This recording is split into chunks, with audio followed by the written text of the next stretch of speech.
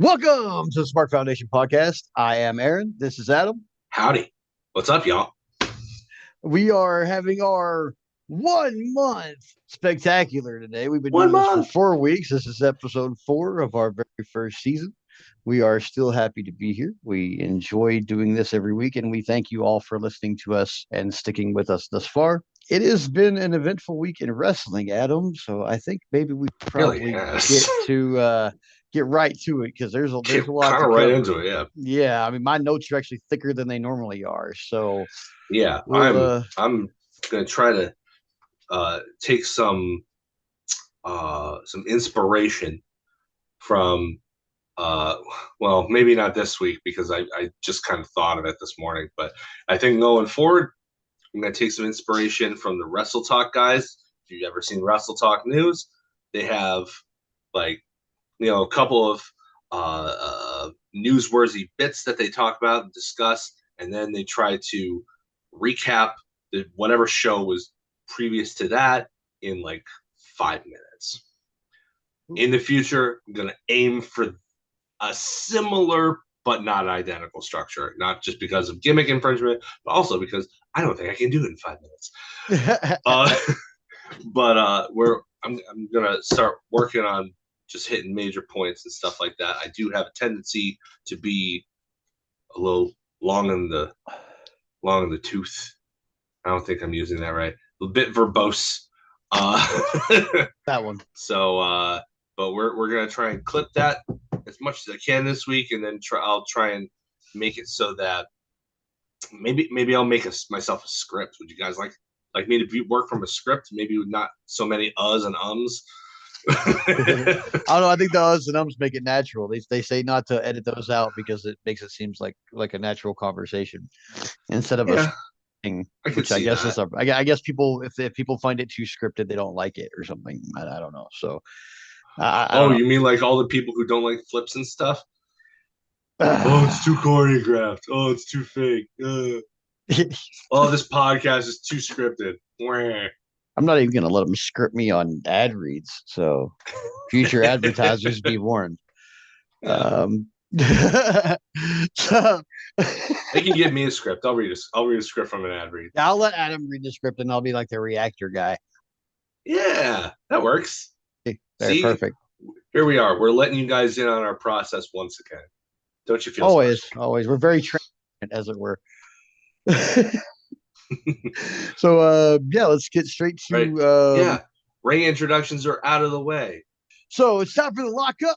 And that means our Raw review for the week or our Sunday pay-per-view review, if there is one before we record, which hasn't happened yet. Not yet. We will A figure it lot of out. these pay-per-views are going on Saturdays now, so Yeah, which I I'm mean, okay not with all of that. them. Yeah, me too. Like, not all of them are doing that. I think. I mean, obviously, you got WrestleMania doing 2 nights now, so you know you're at least going to get one there. But most of these are Saturday nights now, and I think honestly, that's the way Endeavor likes it. That's what they've been doing with UFC for The whole ever. time. So The whole time. pretty Yeah. much the whole time. Yeah. So the whole So the whole time, the whole the whole time. time. Yeah. They love that Saturday night slot, man. And I We kind of like do it. very much. It's right in the middle of all my days off. So it's great. Yeah. But yeah, here's the lockup. This is our Raw review for the week. And this week we started up with Rhea Ripley. Now, I figured it out, Adam. Last week we were talking about that crazy segment at the end of SmackDown where like Rhea and Naya and all the, or Rhea and Liv and all the other people were at SmackDown where they're not normally at SmackDown. Right. That's all because of that event we don't talk about. Mm, Because the main champions from each brand are fighting each other at said event. Now they are interacting on both shows, which makes both shows like the brand split part of it with the champions completely moot. Like they're all over the place. Of course, the women's tag team champions are on both shows because there's only one set. yeah. But as far as like top men's champions interacting every week on both shows, top women's champions interacting every week on both shows. This show is like 2 or 3 more weeks away. Um, there are going to be some When's tough. Survivor Series? I think maybe 2 or 3 weeks after that. That's pretty quick succession for It them. seems like it. I don't really like the placement of this show that I'm not going to be that I don't want to I talk mean, about. that's like all in, all out kind of business Yeah, right here. it's seeming like it, and I don't know what's going to be happening for Survivor Series. So I guess we'll see. But so Rhea opens the show. They recap what happened on Friday with her and the Judgment Day and Raquel and Naya and Bailey and Naomi because it was just like a whole big cluster. She calls out Liv and Raquel, but Tiffany Stratton answers and shows up. She tells Rhea that Naya sent a message to stay out of her business or else she would have a problem. Rhea says she'll get her hands on Liv or Raquel, but if not, she can welcome Tiffany back to Raw if that's how things need to go. They get in each other's face, they're jawing back and forth, and then they're interrupted by Liv and Raquel, who attack them from behind and lay them both out.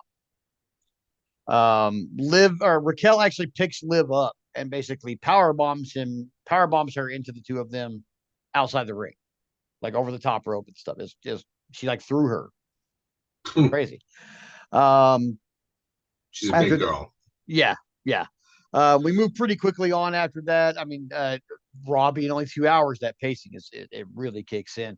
They have a damage control video package, and then we go backstage to Adam Pearce, and Rhea is there asking for a match with Liv and Raquel.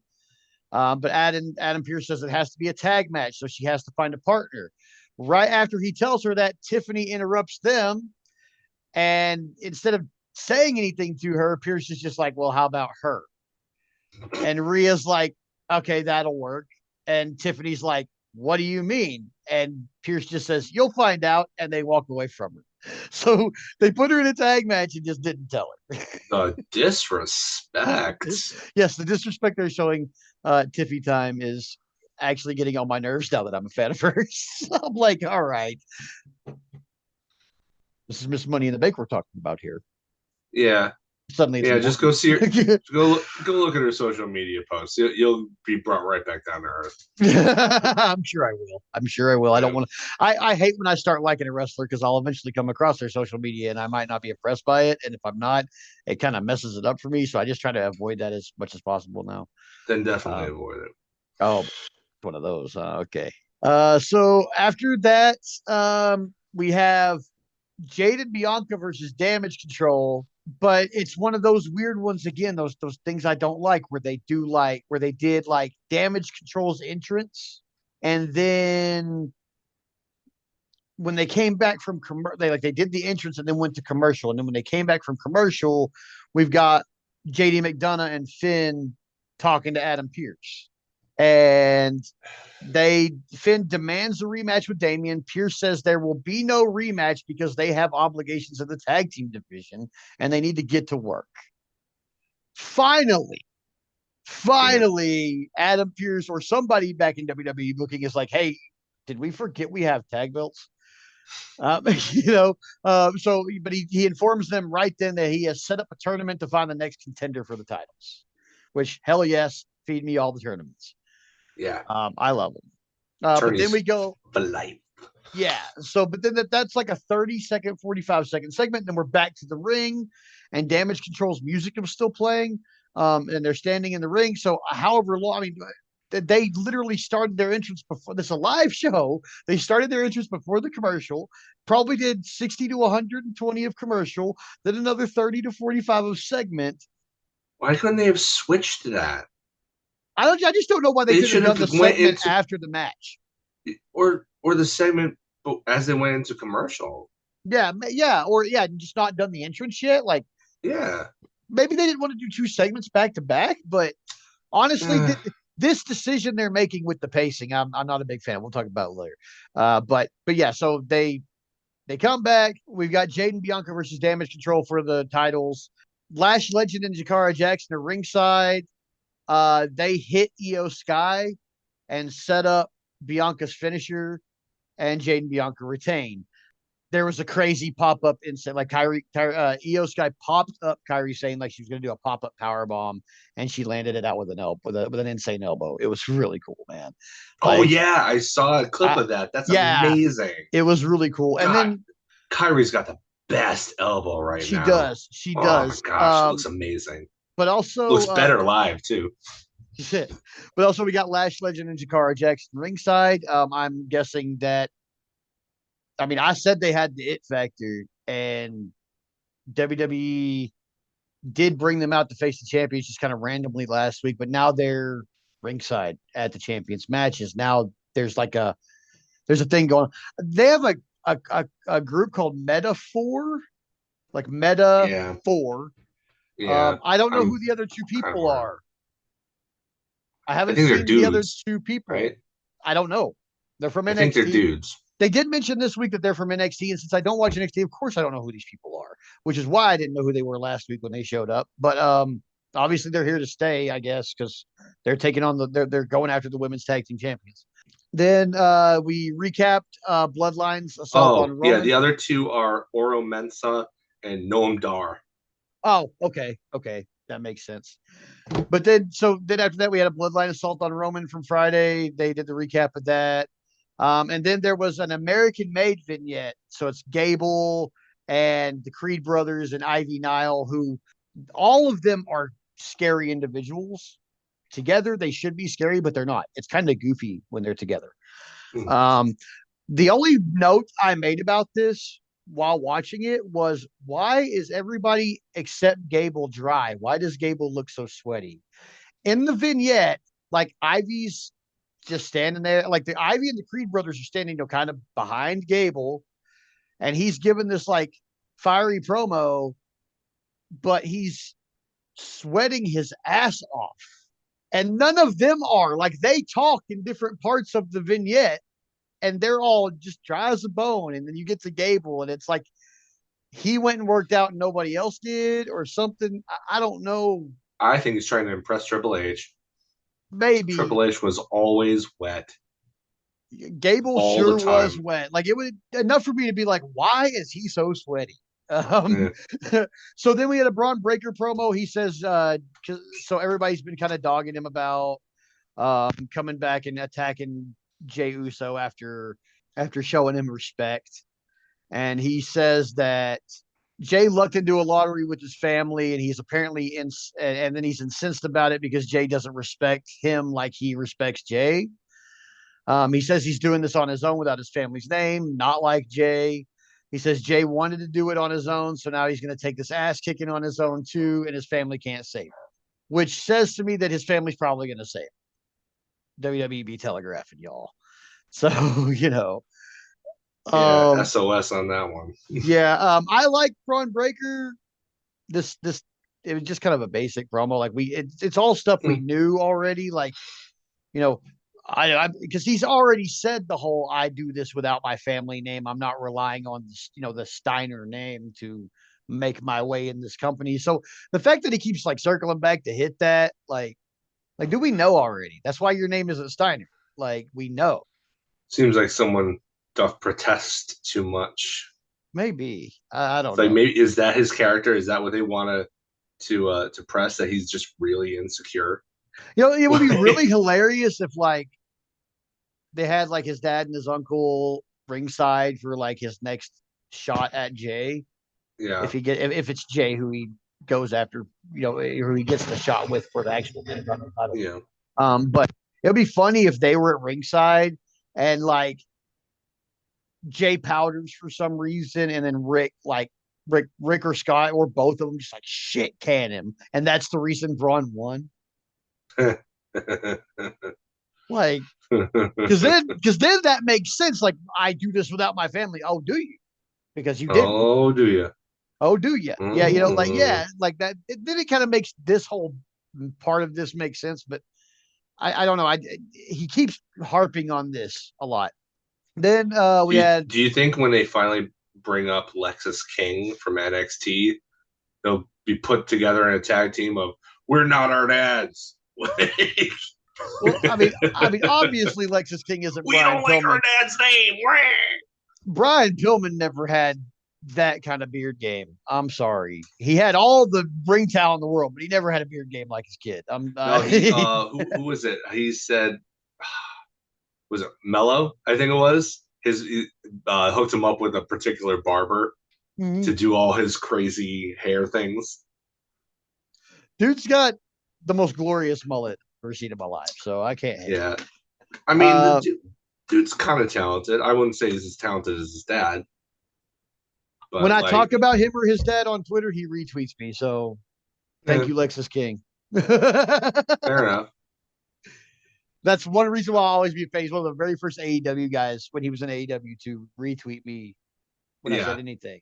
And I He was like, hell looks yeah. just like his dad too. Oh, hell Like yeah, he it's does. spitting image. I saw him on an indie show once, and I thought it was a ghost that they were welcoming to the ring. If It he had a was perm, it would be over. uncanny. Yeah, Like somebody, it would uncanny. be a hilarious rib if you got him a perm and then just like had him cross pass with Steve Austin in the back somewhere. Hey, Steve. Hey Steve, and just watch Austin like turn white as a ghost and crap himself. Like, oh no, it's a ghost. No, no, you have to have. Or did I die? No, What the hell? you know what it would have to be. You would have to do it on Netflix where they're not going to be rated as stringently, and it would need to be a gun. It would need to be a gun. It would be great. And then he threatens to shoot it, and then it's like a little flag that says Oh, the bang bang Lexus flag. King Like 316 or yeah, something. Lexus Like I don't know. 316, the flag, like Yeah, Vince. Oh, that'd be great. yeah. That'd be great. That way you call back two things. Oh god, that was so. Oh, it'd be so great. Call back two things. Yeah, but that But yeah, that please definitely has don't. to happen on Netflix. But please don't go all the way with it. Don't please. I don't want to see Steve Austin pee his pants. No. I don't want that. Please don't let me see that. Don't go that far, guys. We're giving you free advice here. We're not going to ask for anything in return, but like, don't go all the way. You don't need to. Now that Vince isn't there to get off on the scatological humor, you don't need to go there. So don't, please. Nope. We don't Don't want do it. it. We don't want it. We don't. Nobody wants it. Thanks, Nobody. Hunter. Thanks for All right. understanding. So we know then, you're so much better about this kind of stuff. he is. He is. So okay. So after the Braun Breaker promo, there's a lot of video packages on Raw this week. A lot of promos, a lot. Like This we'll week, talk about this in a little bit. general, Yeah, it across the feels like board, across the board. AEW Yeah. too. Yeah. So after we got to the Braun Breaker promo, we get to Bronson Reed and Adam Pearce having a sit down face to face. Big ups to Bronson Reed for the Vader shirt. Bing. Oh, he's wearing a Vader He shirt. was wearing a Vader shirt, which I love that. I love Vader. I love the callback. I love that Bronson Reed is embracing his Vaderishness because he is very Vaderish. Like I just need to see him do a moonsault. Dude, I do too. I hope you see that as a compliment, big man. I hope you hear this, Mr. Bronson Reed. I am calling you like Vader in the best way possible. So I hope you appreciate that for what it is. Dude, that guy, he was the first wrestler that I was afraid of. Amen. Like he was, I had never seen anything like Vader in his early days in WCW, where he just brutalized Sting and Cactus Jack, and like he was scary as heck. I mean, give Hogan credit. He let him kick out of the leg drop at one point. Like, ooh, like I mean, after that he didn't do him any favors, but yeah, like, dude, he beat Mick Foley into a face. Yeah. Cactus Jack was a heel. A lot of people forget that before Cactus Jack and Vader had their run, Cactus Jack was a heel. He was a bad guy. He was part of like the Legion of Doom and like all this other stuff. Like he was a bad guy. He was kind of scary, kind of crazy. He was Cactus Jack Manson. Yeah, he was Cactus Jack Manson. Like he had a serial killer's last name. He was supposed to be a bad guy. Vader brutalized him so hard he became a good guy. Like, I don't remember when the turn happened. I just remember like I had this bad guy who used to dive out on the floor and stuff, and then one day this other bad guy showed up who was so much worse. Yeah, and who just laid in with real shots and just gave him concussions and power bombed him onto the floor of the concrete. Like, just it was one of those things where nobody wants to see somebody brutalized that badly. Right. Nobody, people do have more sympathy than I think we often give credit because the world is a mess. But like you can elicit that sympathy for a bad guy if you beat them up enough. Like, that's how babyface turns generally happen, actually. Yeah. So they're face to face. Adam Pearce is in like street clothes. They're obviously somewhere like off campus doing this. They're having the meeting to get on the same page. Basically, this whole thing is about being on the same page. And the same page for them is Seth or Bronson wants to fight Seth Rollins. Bronson's pushing for the match with Seth. Um, Pierce says he'll give him the match, and there will be no. Or he says he asked Pierce to give him the match, and there'll be no trouble. Adam Pierce says, "I want to make sure we're on the same page. I'll talk to Seth, and we'll see where we go." So basically, Bronson Reed is threatening, like, "Hey, like shit's gonna get bad again if you don't just give me what I want." Which fair enough. He's a giant. You kind of want to give the guy what he wants. Also, it's very non-threatening for a guy that big to have like a New Zealander accent or an Australian accent. It makes them. Yeah, I feel like it makes them less threatening, but his actions have 100% yeah, like kept him in the yeah. threatening column. Um, It's especially, I feel it's especially impressive considering like they're letting him do all this stuff when he's not really all that tall. no, Like he's not a I big don't dude. even I don't even think he's 6 feet. If we're being honest, he's probably billed at 6 feet, but he's probably not. He's athletic He's as just all a hell. big So dude who's athletic and mm-hmm. who's dummy thick I mean, and like it would hurt to get a tsunami. oh, it sure would. So don't get me wrong, but like he's uh who was it said something about Gunter about how he wrestles bigger than he is. Yeah, Bronson has that same quality. He wrestles bigger than he actually is, and because of that, you believe him as a threat. yeah, yeah, So yeah, I mean, yeah. if you're throwing around Braun Strowman through doors and stuff, like yeah, no, I'm gonna believe you. Oh yeah, yeah, for I'm gonna sure. believe you. Braun won that I've match. seen He's that guy still, flip ambulances. yeah, So right, right. I love their big man on big man feud thing they got going on. Like I know it's they moved past it now, and like Bronson took the loss, but he's still looking good in the end. So yeah, like, it's a good one. Then we had a number one contender tag title match, their first round match for that. The number one contender to the tag title tournament that they're doing. Like they have basically immediately started it after announcing it. Um, and we had Akira and Otis from American Alpha. They're still calling themselves American Alpha. I don't know why. Versus the returning War Raiders, which is Ivar, whose name I don't remember what it was before he was Ivar. he was Ivar was he Hanson or Rowe? Hanson. He's Hanson because He was Eric Hanson. is Raymond Death Row. Okay. And God, are they still terribly so Ivar's still moving, cartwheeling and shit as a big dude. Um, the match ends when Eric Ray Rowe. I love Ray Death Row, man. Like he came and worked the indie here a while Yeah. back when I was refereeing, and he's had like a fantastic dude, really nice. The exact opposite of what he looks like because he looks like Yeah. you. Yeah. I love him though, great dude. They But seem like good dudes from what I saw in like Ride Along and stuff like yeah, that. yeah, he's a They really seem nice like guy. real good dudes. But he wasn't very nice to Akira Tozawa because he picked up Akira Tozawa. Ivar got on the top rope, and Ivar did a dive off the top rope, and Eric threw Akira Tozawa underneath him, like in midair. So like that's their That's new super dangerous. yeah, but he Holy cow. basically killed him, and so they win. War Raiders advance to round two. Um, then we had a Dragon Lee vignette. Or no, wait. We had a oh gosh, my notes skipped forward. Okay, so then after that, Pierce and Seth went face to face.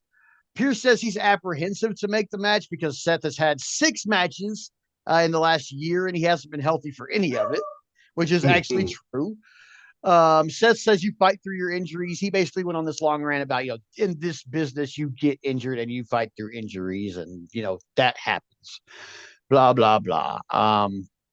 Seth says Pierce has forgotten the reason he's at the top, and then he needs this fight with Reed. He tells Pierce to think about it. So he's talked to both guys, and there's a think about it coming. So we're going to get Seth versus Bronson Reed. That's going to happen. Probably at Redacted. Yeah. Then we had a Cody Rhodes in ring promo. He talks about his history with St. Louis and the "We Want Cody" chants, how that's where they started. Gunther interrupts him, and then they kind of do a promo battle against one another about said redacted event. The promos were good, And but yeah. it's just the end game that they're promoting for. I'm like, damn it, like why? I want this match. They're really building me to want it, and I Yeah. like out of like my moral compass says boycott. Can't do it. So Yeah. it sucks. I do want to see this match. I do want to see Cody versus Gunther. I wish it Or was just on watch it on Survivor YouTube Series. once they upload I might, it. yeah. I'll watch it clip by clip, 15 seconds at a time on Twitter, so that some rando creator gets paid. Yeah. I don't care. But just not Saudi Arabia. Anyway, then after that, we had a New Day recap from last week, highlighting the tension between Xavier Woods and Kofi Kingston that is still continuing. Then we had a big old Dragon Lee vignette where they like had him talking about his history, and then he like turns into a dragon at the end. It was kind of cool. Not All something right. I expected for Dragon Lee, but it was 45 seconds or so. After that, we had Kofi versus Braun Breaker. Basic match with Braun taking the win, of course. Afterward, he tried to put a beat down on Kofi, but Xavier ran him off. But then he came back and laid Xavier out. But then Jey Uso showed up and beat on Braun a little bit before sending him back. And so right now, Jay's standing tall in the Jay versus Braun thing. Then Rhea and Damien had a short segment. Damien asked if she wanted him out there, but she says no, it's okay. They hinted him taking a shot at Gunther. He says as long as she has beef, he has beef. And then they do their little, Spanish homie thing that they do and part ways. Then after that, we have R-Truth versus The Miz. Truth beat Miz in about 4 minutes with a roll up. Then after that, he's literally like celebrating and hugging the Miz and stuff because he still doesn't understand that Miz hates him. And then the Final Testament showed up. Truth is like dancing to the back, and he dances past the Final Testament. And after he does that, Karrion Kross tells AOP to go get him, and they go down the aisle and they grab him up and throw him back in the ring. And Miz does a skull crushing finale on him. I still don't know if Miz is going to join up with Final Testament. I still don't know if that's going to be a compatible thing. Just it's a group of badasses and like arguably and a really good It chicken would shit heel. It didn't work. It doesn't jive to me. it would be a really interesting thing to see if Miz could do something like that with his character. Like, I mean, his wrestling style doesn't really that's not really compatible, but uh because I mean he's not there's a reason that he only got his first real WWE injury like 2 years ago. Like Yeah, he wrestles very safely, um, to the point where, I mean, it's not the most realistic looking style, but nobody gets hurt. right. I mean, that's the most important thing at the end of the day is you don't want anybody to get hurt. Yeah, Um, I think at this point in his career, he could stand to take a few chances with his character. See if, I mean, he could, if he could fit there, great. If he doesn't, you don't have to continue with it. But I say, give him a chance. Like, he might surprise you. He continues to find ways to stay relevant, that's even true. at the advanced point in his career that he's at. Like the dude's been with the company since what 2005 or so, Something like that. It's been a long something like time. that. He's got a long Come tenure. up on 2 decades without being seriously Yeah, injured or any of that. Like, yeah. He had one serious injury that like was like 2 years ago, something like that, maybe a year ago. It was relatively recent. Like he doesn't, despite the travel, he never got injured. He does all of the press, all of the media stuff. Like you couldn't really ask for a better ambassador, Yeah. really, for WWE than The Miz. And I feel like they kind of shortchange him a lot Yeah.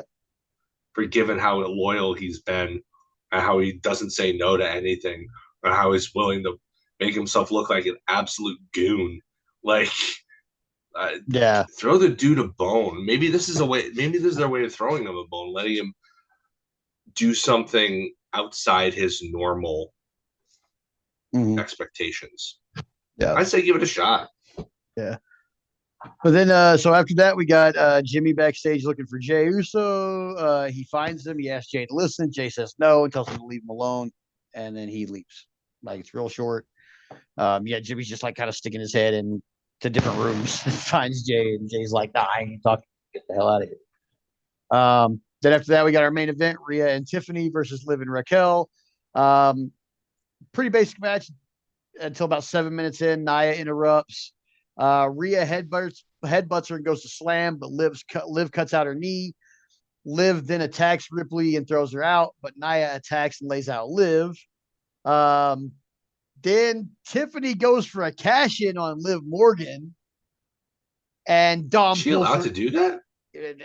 She's the Mrs. Money in the Bank. She can. No, but I mean, that's not her brand.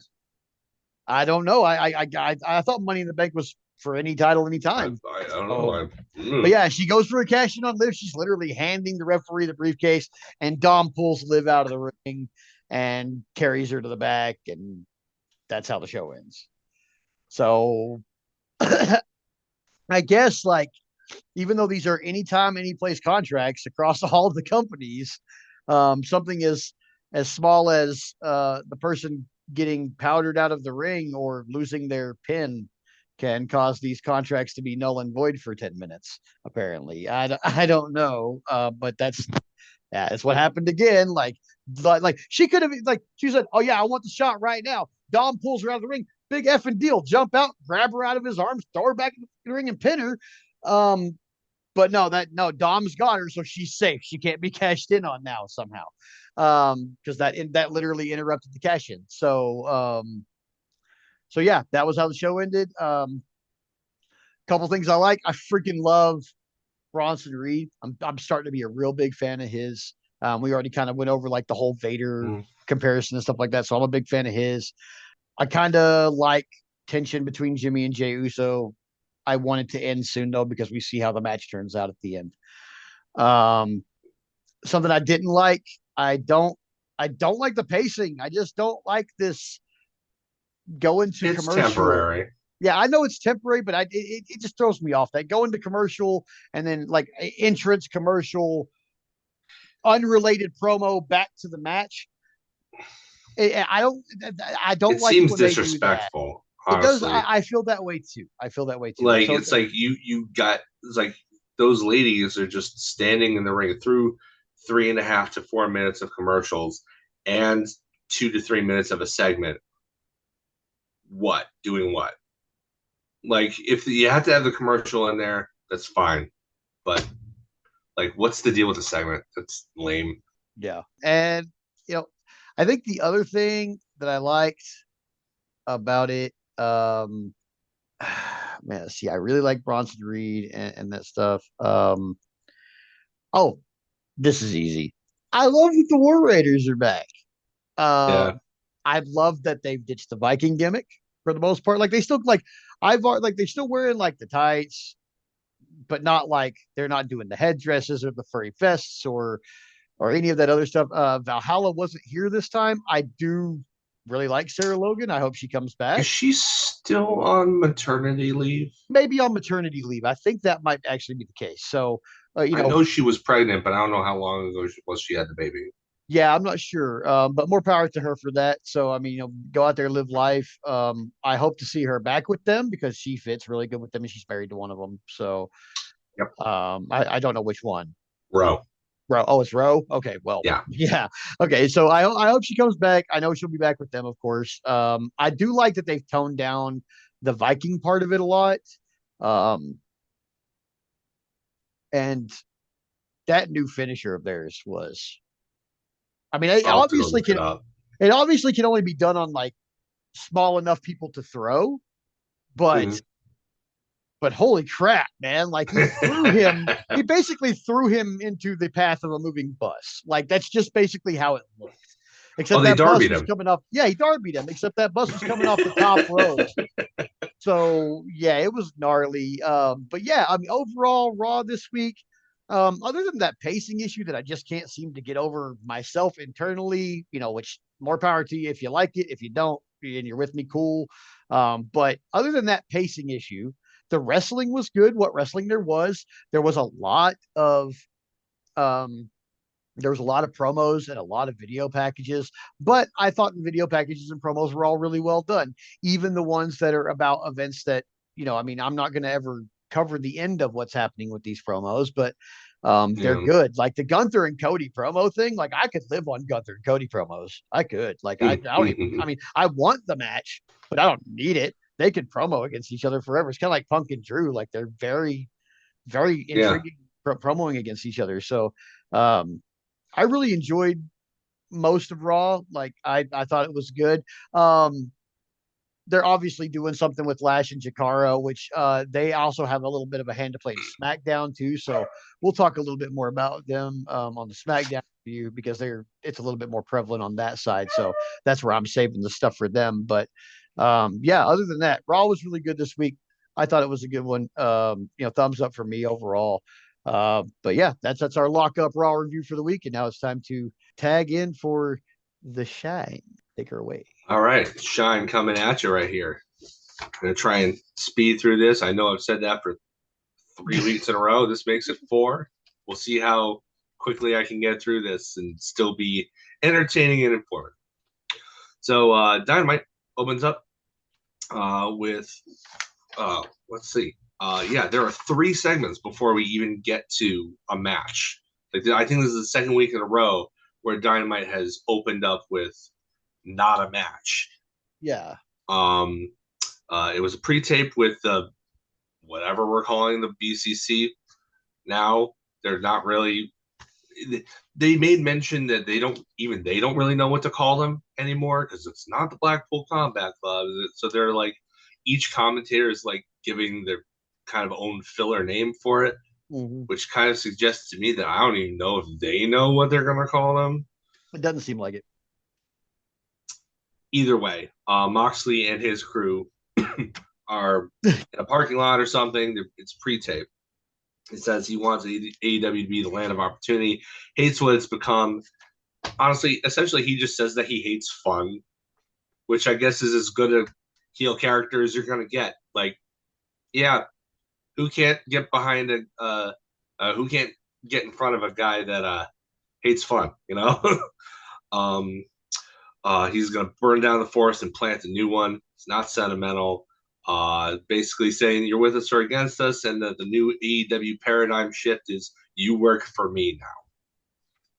Echoing what he said to Tony Schiavone a month ago. Segment number 2 is Adam Cole, baby, comes to the ring for an in-ring promo. Story time. He explains that the Undisputed Kingdom is going to be doing their own thing. He's kind of separated from them, which is interesting because it seems like the UK is almost in the middle of a babyface turn. So they're all going to be baby faces, maybe, but they're not together. Yeah. But he said that he has to do this on his own, finish this thing with MJF. He's the worst human that he's ever met. Sometimes you have to fight evil with evil, and anyone who trusts guys like MJF is stupid, which, fair play. Calls him fake in one word. He talks up AEW, the young guys coming up and stuff like that. He challenges MJF, whose music hits, but he only appears on the screen.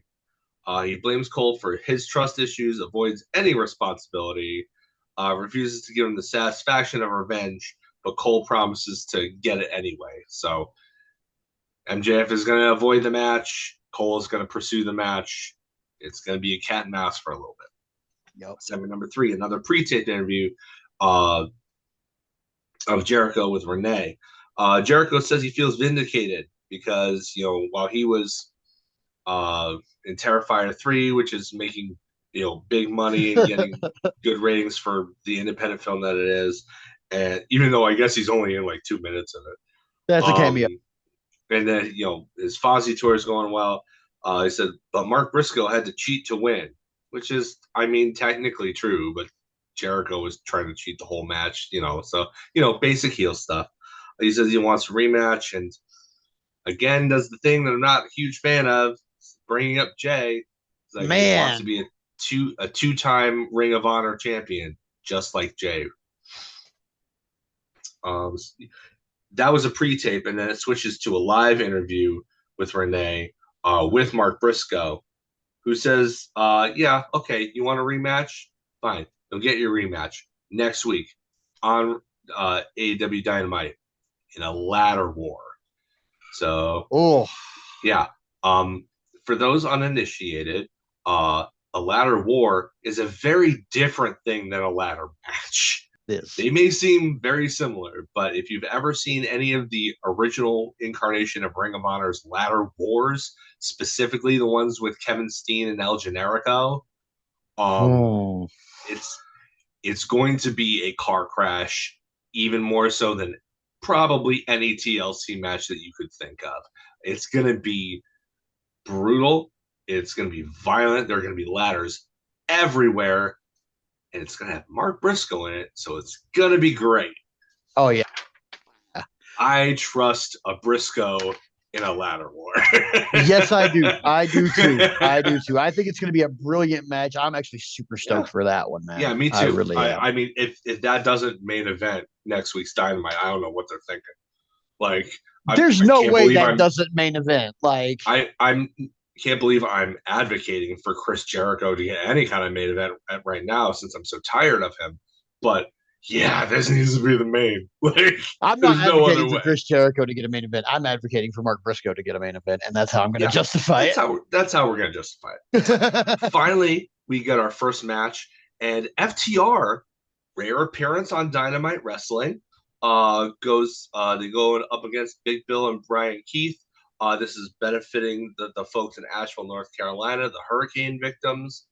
They got stranded there, completely surrounded by water. So this was to raise awareness of the various funds that are going to help those poor, unfortunate folks. So I'm all for that, obviously.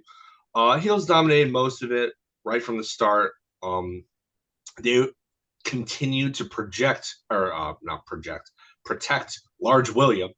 Like they've been booking him in these matches so well. They've been protecting him so he looks like an absolute monster. As somebody that big should be, Oh even if yeah. he is just wrestling in jeans. But eventually he eats a ring post and a tornado DDT onto the floor, and FTR hits the Shatter Machine on Brian Keith to end it. Afterwards, La Facción Ingobernable looks on from the back, and then the Outrunners show up and they do the Predator handshakes, and it's great. Hell yeah. That was great. That segment number 4, Renee interviews the acclaimed Billy Gunn. Gunn says they're about to hit the gym, then leaves to get the car running.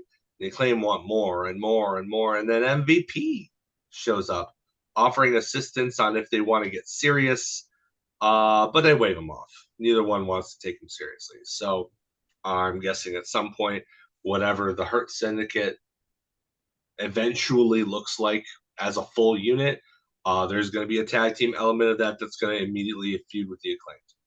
I hope that it includes Bobby Lashley so that, I keep pushing for this. Bobby Lashley should absolutely murk Max Caster. Yes, Like, he he should. really should. He And they should. should draw on that for motivation. They should draw on that Bobby Lashley sisters sketch from 2018 or whenever it was, 2017. Yeah. Like, they should do that. Why not? Why not? They don't have the footage for it, but I mean, you can look it up. They can even say, if you want to know why I'm after you, you can look up what happened when you impersonated my family, and then everybody else can do the rest. Yeah. Do Yeah. it on They their don't own. even have, yeah, they don't have to show it or anything. Those of us who No. know, we saw that Yeah. terrible shit. Yeah. So, yeah, I I mean, was in that. I was in that audience live. That was in Albany. I went oh, with my dad. That was the worst Raw I've ever been to. Oh It was man, and the one to it take your was the dad's. drizzlings. Like Hey, it was awful. It was oh, diarrhea on a plate. It was not awful. surprised. I'm not surprised. I had fun with my dad. Don't get me wrong, but like that was rough. Not even Sami Yeah. Zayn could save that crap. Um, yeah. Match number 2 starts, and it's Mercedes Moné versus Queen Aminata. Uh, Recap from their interaction in the hallway at Wrestle Dream. Camille immediately tries to trip up Aminata, and she gets you know involved throughout the thing. Uh, Immediately regrets trying to attack Camille on the outside. Mercedes makes her pay for it. Honestly, despite Camille's interference, though, there were more chance for uh, Mercedes than there were for Queen Aminata. You got to get her on TV more. You got to get her more established so that that doesn't happen. Yeah. There was a really, really cool submission hold by Aminata that went into a rolling cradle for 2. I thought that was some really good counter wrestling. Aminata has really grown a lot. But in the end, Mercedes uses the statement maker for the win. Nigel had a great line. He said, "That's not just a work of art. That's a Monet." I thought that was great. Yeah. That was great. That's honestly, she should take that line and use it. That, Yeah. that's a better line than her own catchphrase. It is. Honestly, It is. she should swipe that. And the first time she does it, Nigel's like, "Yeah, that was me." Like he should be like beaming, just so proud that she decided to use it. So Yeah. put both of them over. Segment number 5 recap. Wrestle Dream tag title match. Pretty much what it says on the tin. Segues into an interview with Renee, who's got her working boots on today with both teams. Private Party congratulates the Young Bucks, but they want another shot. Bucks say, "That doesn't work for us, brothers." They actually do say that. Yeah, I saw. That's not a paraphrase. That was an actual quote. Maybe not in that tone, but they did. Stokely Hathaway comes in. He's rubbing it in, trying to wedge a wedge between the two guys, saying that Zay's probably the guy who's gonna be the single star anyway. But you know what you should do? If you want that bad, you should just the next time you challenge for the belts, put your tag team career on the line. He's like, maybe that's what we gotta do. I'm like, no, that's not what you have to do. Like, I know I'm not in your corner on this. I actually enjoy Stokely Hathaway, but this did not make sense to me. It was like, why? No, why? You don't have to do that, Zay. You don't. No. When we come back from the commercial, segment number 6, tape backstage promo with the Elite. They were celebrating Kenny Omega's birthday, but it said "Happy Birthday, bitch," or Okada said that afterwards. Perry's like, "Happy birthday or die. I don't really care." Like, oof, ah, that's yeah. cold. Like, Yeah, it was I real mean, cold. I mean, say what you want about Jack Perry. He's very, very much treading this edgelord line here, but like that was the real deal. Like, okay, you want to be taken seriously as a heel, being apathetic about somebody's life or death. Okay, yeah, you're definitely a heel. Mm-hmm. I Match definitely number don't like 3. him. Yeah, the conglomeration versus the Elite. I mean, they were definitely setting up O'Reilly versus Okada throughout the whole thing. Um, they were taking turns doing the 10 punches on Matt Jackson in the corner. It was O'Reilly, and then what can't I think of his name? Asuka, and then Orange Cassidy does it, and then it's just one punch. Yeah, It was like, and then he's like, it was great. The Young Bucks are very over in San Jose. Not surprising. Southern California is Young Bucks territory. there were some cool spots. There was one with a guillotine into a top rope elbow that was cool. Um, uh, O'Reilly tags while the Bucks pump up their sneakers. I thought that was funny. They were going to pump up to do the super kick party, but O'Reilly recovers while they're still pumping up, and he's like looking around like, okay, I guess I'll just tag OC him before they before they were able to turn around and notice. And then the finish comes when Wheeler Yuta comes out of nowhere and attacks Orange Cassidy for the DQ finish. The Elite powder and let BCC pick up the bones. Um, yeah, this was just an extended thing, a huge breakout brawl fracas. Top Flight came in, they got jobbed out.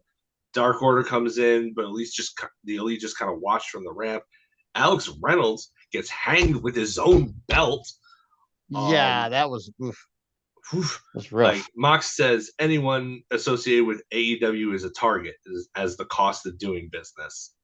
So, um, yeah, Private Party and Daniel Garcia and they all come out after the BCC attack. Uh, Darby it was pointed out on commentary that Darby Allin was unreachable. It was implied that he was inconsolable after he couldn't help Brian Danielson at Yeah. Wrestle Dream, which Darby's a man with big feelings. Mm-hmm. Has no shame about it, makes no secret about it. I buy that. I Yeah. would buy that. Um, next one segment, the Elite is in the back, but Daniel Garcia takes them to task for letting all that happen, and they established an alliance between Private Party and Daniel Garcia. Okay. Next up, just a recap of the Swerve MVP segment from the last week's show. Next was Leo Rush versus Shelton Benjamin. This match was great. Shelton Benjamin is not a small dude. He's like 6'2", 6'3", jacked. But Yeah. even he, I think, since he spent a lot of time on the Indies, and he spent some time in New Japan. But even then, I think he was not usually the bigger guy in most of his matches.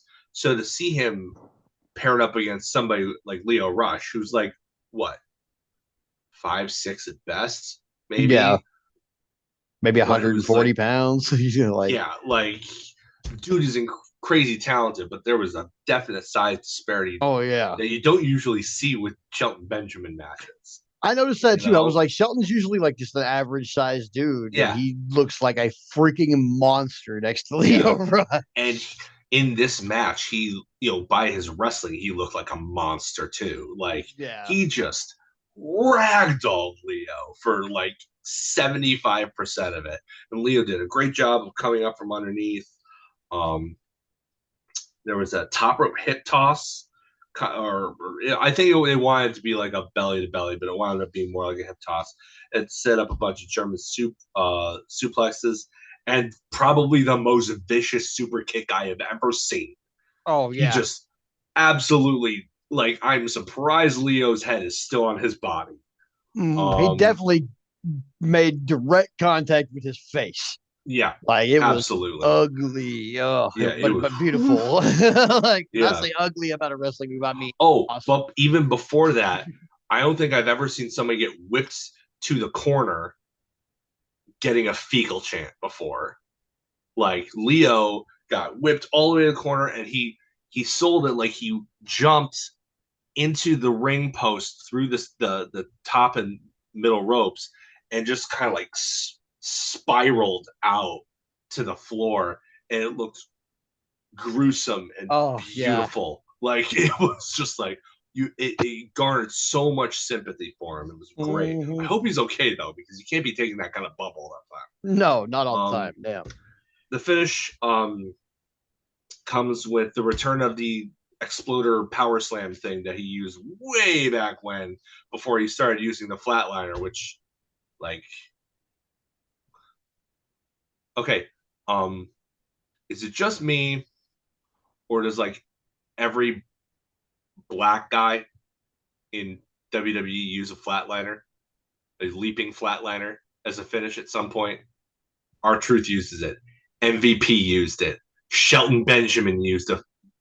All of those guys used a leaping flatliner as a finish at one point. That's It's true. like was that just designated? Oh, you're an athletic black dude.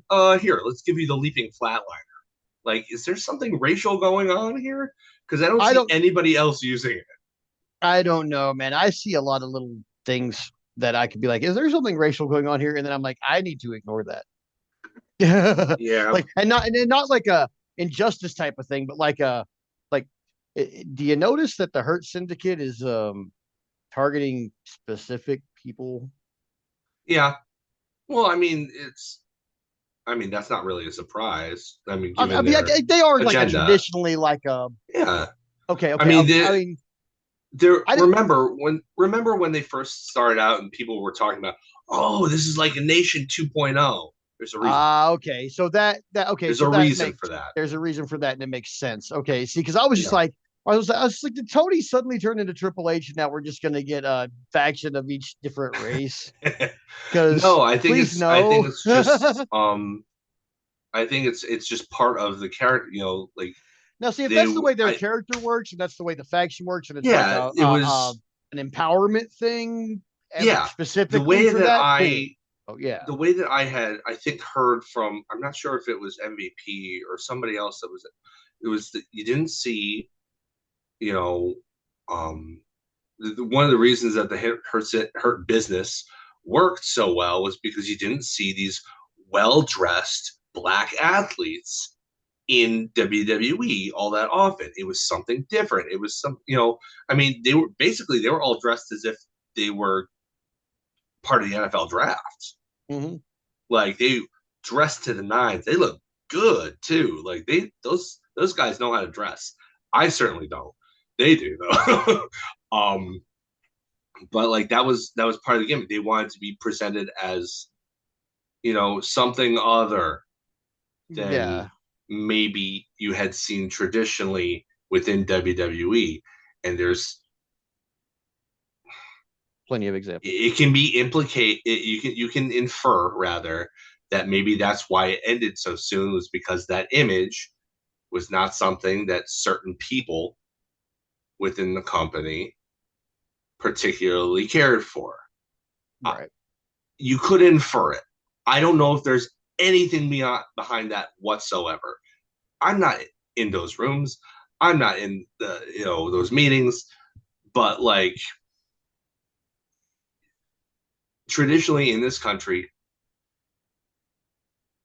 black men specifically are seen as threatening by certain very insecure, often old white men when they look like they are achieving the same status that those people are already at. Mm-hmm. And the look goes a long way to establishing that. That's why the Nation of Islam, for example, the the impetus, the inspiration for the Nation of Domination in the first place, was seen as so threatening because, for lack of a better phrase, and so forgive me for this, but at the time, the feeling probably amongst the people who this applied to was, oh, those guys are threatening because they look like they've got their crap together. You know, Mm-hmm. I think a little bit of that was at play there. My personal opinion. No evidence for that. Gut feeling stuff. You know, I know that MVP himself has implied on social media that he feels that there were elements to the scuttlebutting of the Hurt Business Mm-hmm. uh, that were racial in tenor. Um, and I don't know inside anybody's mind again, but I mean, I'm disinclined to not believe MVP who would have been on the end of prejudice his entire life simply by being black in America, and B, being a very intelligent and insightful person. Like you see him in interviews. He's a very, very intelligent person. He has a real sense of is a really good way about sensing a person's motivations and stuff like that. I would believe MVP, honestly. Like, Oh. not because I want to. I would rather that not be true. But like, the guy is probably more in tune with it than somebody like myself, who is several degrees distance from that particular arrangement. I don't work for WWE. Never have. Mm-hmm. Probably never will. Very, very, very unlikely that I ever will. And by the time that I would, even if I would, uh, probably the elements that were there probably wouldn't be there by the time I get there, because they're trying, hopefully, to fix some of the things, or at the very least are probably going to be forced to address some of these things with the Janelle Grants case and probably other lawsuits, putting the company under a microscope. Yeah. I mean, the same thing happens with the deaths of Eddie Guerrero and Chris Benoit with the drug problem that they had. Mm-hmm. You put them under a microscope, they'll force the change. So, no. Anyway, that was tangential. You can choose whether or not to leave that in the final cut. I think it's important to talk about that stuff, so I probably will. Sure, but I just know it's going well. That's all. It's fine. But yeah, that was that match. Okay, segment number 10 was Tony Hawk and Darby Allin video package. They were signing pics of when they did a little segment a year ago after Darby had broken his ankle. They're doing some signings and selling the signed pics to go to skate parks projects for to help build. I think it's to help build skate parks in Southern California, if I'm not mistaken. Mm-hmm. They build. There's a couple of them like that. They a program like it built a skate park in my hometown. Cool. So those programs are near and dear to my heart. I think that's super cool of them to be doing that stuff. I'm not a skater. I've never have been. I am not coordinated enough to do that. But I think it's cool that that they're doing that on such a big stage like that, and they're promoting that. I think that's great. You know, more stuff in the community for kids to do to, you know, keep them from their screens. I've got a kid who's addicted to a screen kind of by necessity, you know, but it wasn't our intention. So, you know, if there was that kind of stuff that, like, he loves going to the trampoline park, so that's where we will take him. But you know, more kind of stuff like that, especially public stuff like this, is better. Segment number 11, Renee interviews Swerve, who accepts the challenge to face Shelton anytime, anywhere. So we get that in 2 weeks. Fright Night. Heck yeah. Fright Night Dynamite. Segment number 12 is in-ring press conference with Don Callis. He's flanked by Lance Archer, who I nearly mistook for Drew McIntyre since he took his dreads out, which is great. White people shouldn't wear dreads. It's a bad look. He looks much better this way. And Brian Cage, brand new Ring of Honor television champion, Brian Cage. So they establish him as part of the Callis family now. Callis says there are no real journalists in pro wrestling, so I should answer all the questions. He's going to make Cage and Archer a tag team, which I think is great. Takeshita is going to defend the international title all over the world, challenges everybody. And Fletcher says literally nothing about his motivations. He's like, you all want to hear me talk? Too bad. Okay. Next is Renee interviewing Mariah May in the back. Mariah complains about literally everything. Anna Jay comes in, and Christopher Daniels tries to break it up, but accidentally gets slapped by Anna Jay. Goes to commercial, comes back. Renee interviews Ricochet, who hasn't been pinned and wants Takeshita one-on-one. He's going to be at Collision to issue an open challenge. The backstage brawl continues in the next segment. They're still attacking people.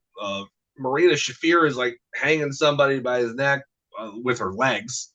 Mm-hmm. Dark Order top flight. Somehow the BCC is still winning despite their numbers disadvantage. Evil Uno challenges the BCC. So does Top Flight on Saturday's Collision. And then finally, the main event is Jay White versus Christian Cage. Nick Wayne baits the Bang Bang Gang into getting caught with a chair and gets them ejected. But the Guns and Juice Robinson do get their revenge before they leave. Christian, I made a note, is no longer jaundiced. Kip Sabian comes out and distracts and costs a spear, but Hangman, from the other side of things, comes out to distract Jay White, but drops down, so he can't see. And this was like the first time that this would happen. And then a Blade Runner is countered with an eye gouge and into a kill switch, which only gets a 2 count. But behind the ref's back, buckshot lariat from Hangman allows Christian Cage to get the win. And Page hides on the side of the ring just like Christian Cage hid a few weeks earlier or a couple months earlier when he helped Hangman beat Page in the Owen tournament.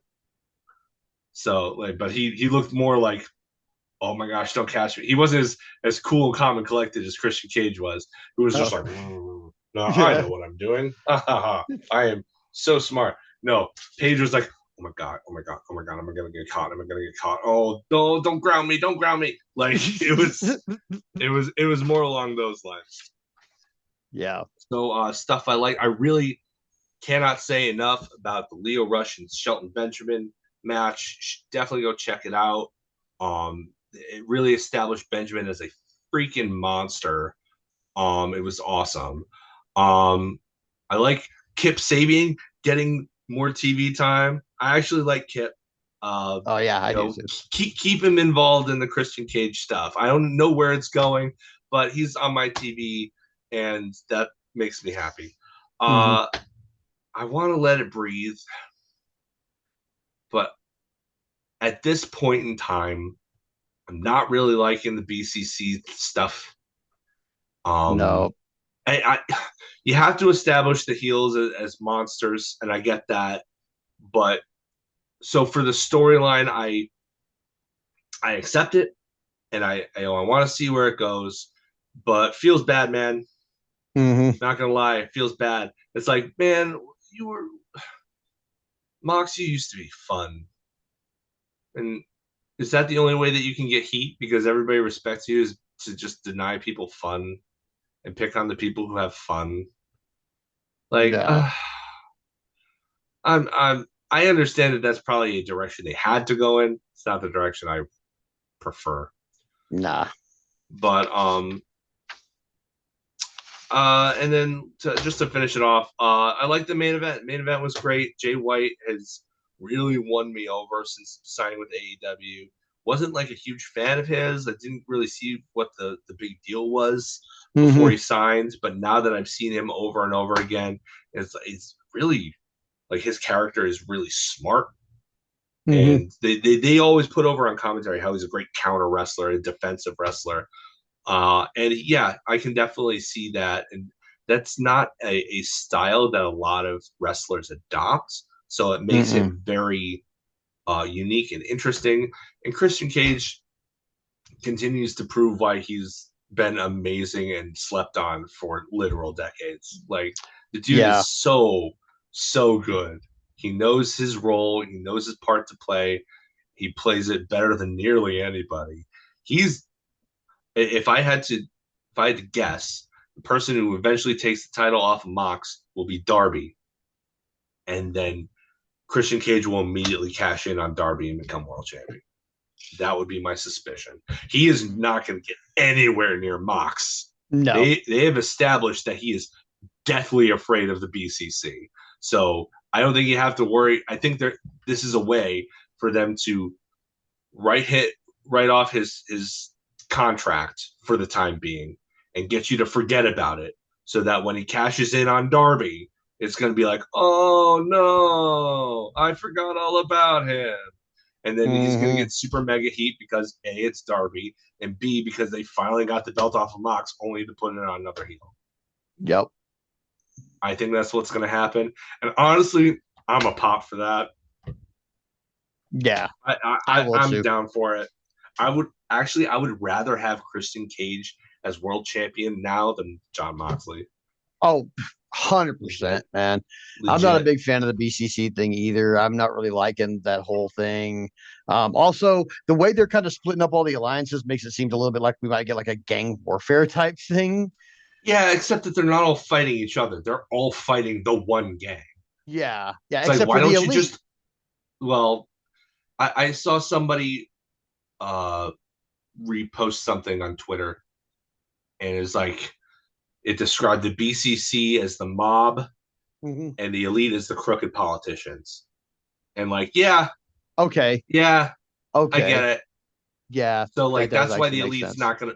They're not no, because they're still secure. Like until their position is made insecure, they're not going to get involved in this. And I think it will come down to that eventually. And then Mox will say like, "Well, you guys are so stupid. Why didn't you see this coming? What? Because I said, oh, Jack Perry's a good kid. Get out of here." So that's where I think that's going. All right, it's time for our Morton spot, which is our next review for the week. This week, that's going to be SmackDown. All right, so SmackDown opened with a 5 minute video package of New Bloodline, or 5 minutes of video packages, uh, just kind of like 5 minutes worth of like recaps and stuff like that from the last couple of weeks. Then the New Bloodline came out to kick off the live show. Sokoa said Reigns and Jimmy Uso would acknowledge him by the end of the night, and that the only way for Roman to stop any of this was to acknowledge him. Jay Uso's music hit and he came through the crowd. He comes into the ring with the bloodline, which is wild. And he said he cares about Solo because they're still brothers. He kept calling him little brother and stuff like that, and you could see that that was obviously bothering Solo that he was calling him little Yeah. brother and stuff like that. He told Solo to think about what he's doing to the family. Um, Jacob Fatu was standing off Solo's shoulder and just kind of staring down Jay really hard. And Jay just stopped in the middle of his promo. I was like, if you keep looking at me like that, I'm going to whoop your ass.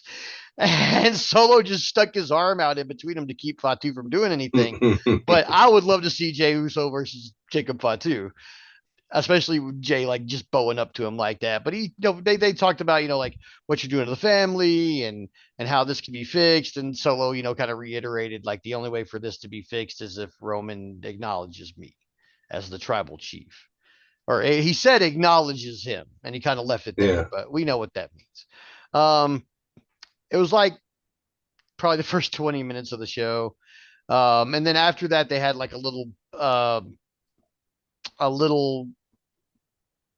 like cut to the back, and there's these two butler guys hauling around this big case and they're holding it flat, and that's where the crown jewel championship is at.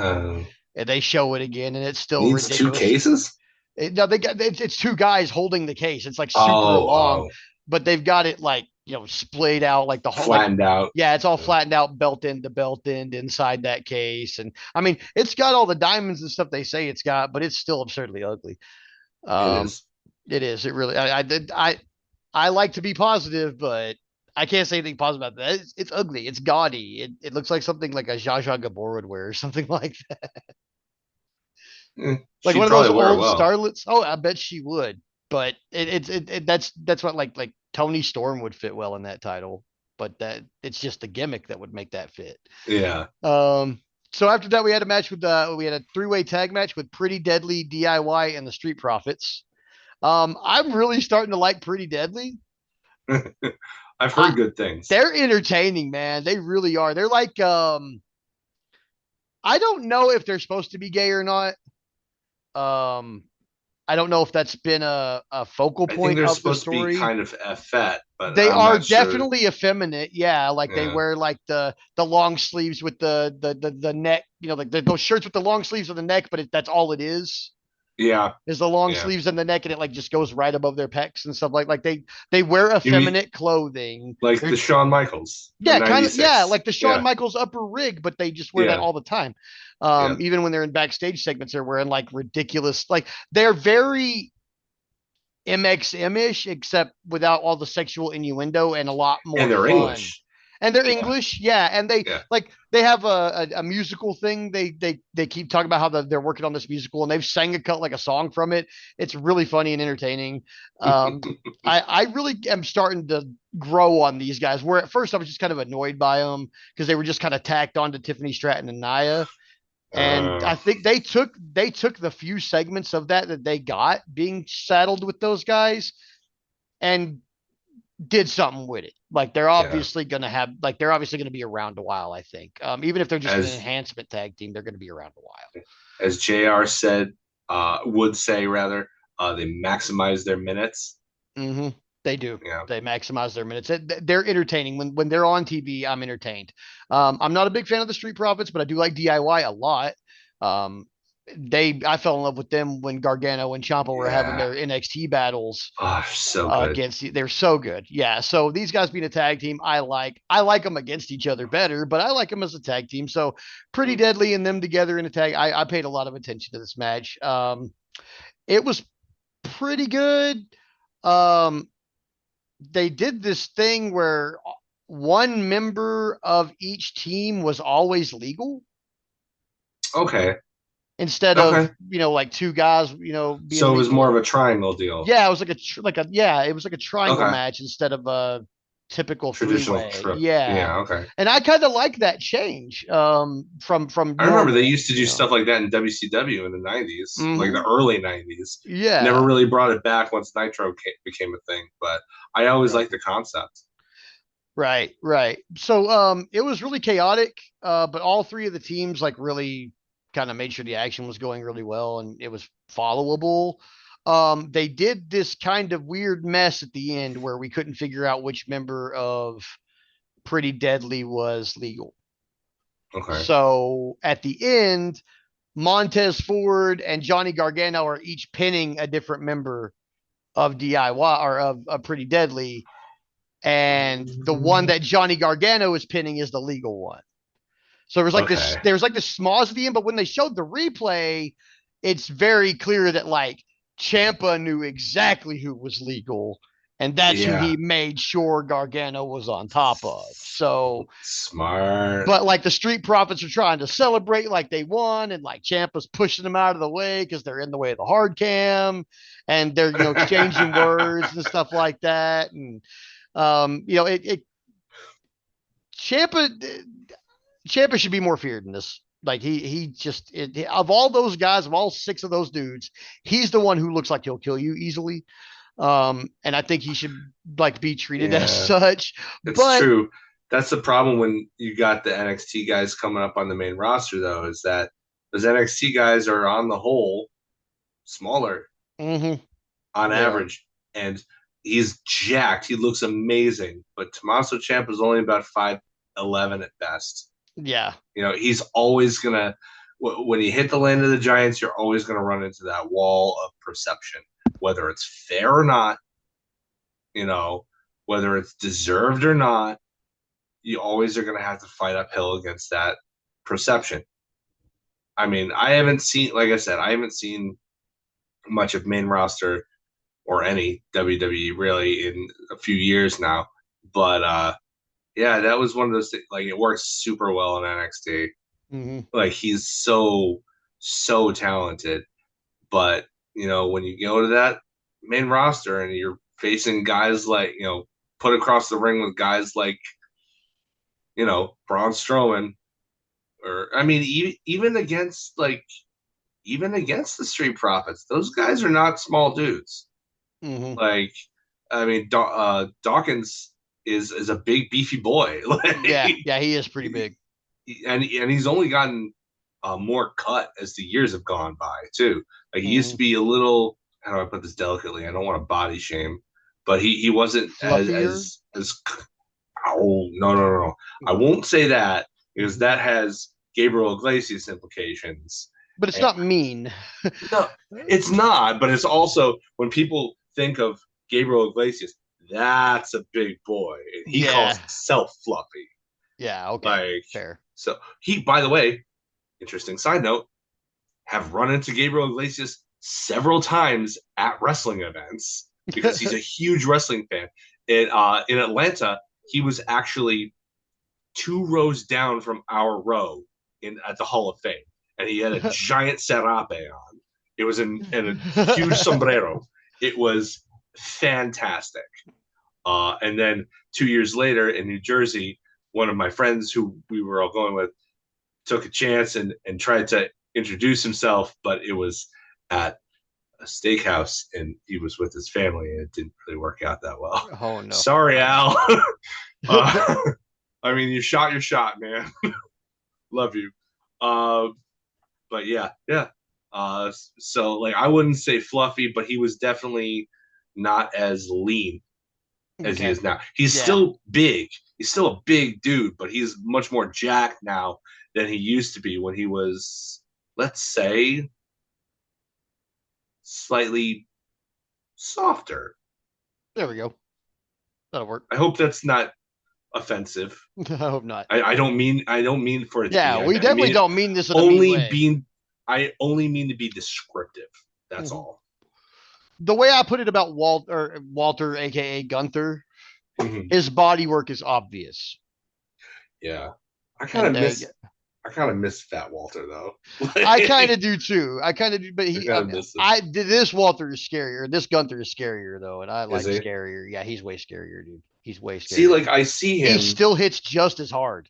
Yeah. He's Like I just see him and scarier he looking. looks so lean and is like just Mm-hmm. I don't know. I feel like I would be more intimidated by the huge dude who was close to 300 pounds. But again, It. I haven't watched, so I haven't seen his body of work for the last 3-ish years. Mhm. So, I mean, I've seen plenty of it beforehand, and he was amazing. So I Yeah. can't imagine he's gotten worse. Oh no, he's But fantastic still. yeah, So yeah, so after the three-way match, they kind of clear the scrum out. Then we see Reigns and Jimmy arriving to the arena backstage. They run into Jay, and Roman, like, he tries to walk away, and Roman grabs him and he says, "We're proud of you. The whole family's proud of you." And then Jay just kind of looks at him and is like, "No yeet," and walks away. So Jay is really staying on the F y'all thing, which is going to make him popping up for the save eventually a big pop.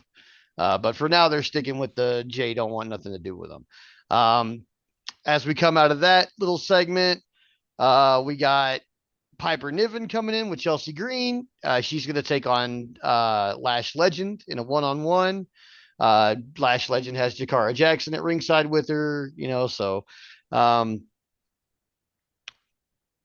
when this match started, I thought they lost the tag match last week, but they had something going on Raw.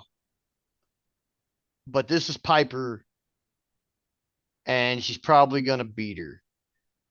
And then Lash Legend powered Niven up from the ground, which was crazy enough in itself, but then reversed Samoan dropped her. And I just went, "What?" And oh, it was only like a 4-minute match, man. Like, it was quick even. So like, they obviously see the same it that I see and are doing something with these ladies. Um Niven did a senton during the match. It was fucking awesome.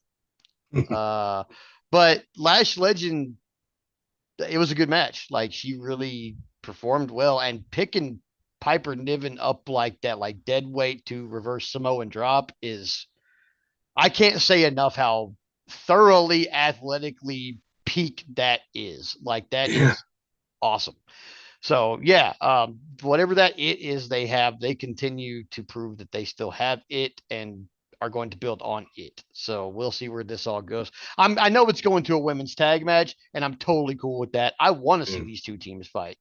Again, after a proper build for the under team. right. Because these guys just came from NXT. They lost a really quick women's tag match to these guys 2 weeks ago or a week ago. And now it looks like they're cycling them up to a second match, which cool. I'm good with that. Build more tag teams in the women's Yeah. division. I mean, I know all wrestling companies have so many titles and so many people on their roster that it's hard to build a good division and keep a good division going. But one of the most sorely lacking divisions in all of wrestling is the WWE Women's Tag Team division. So, yes, please, more women's tag teams. Please keep building And them it has properly. been since its inception. It There has has been. never been a good time, from what I understand, from when they established it to when I stopped watching to now. Apparently, there's never really been a great time for that division at all. Mm-hmm.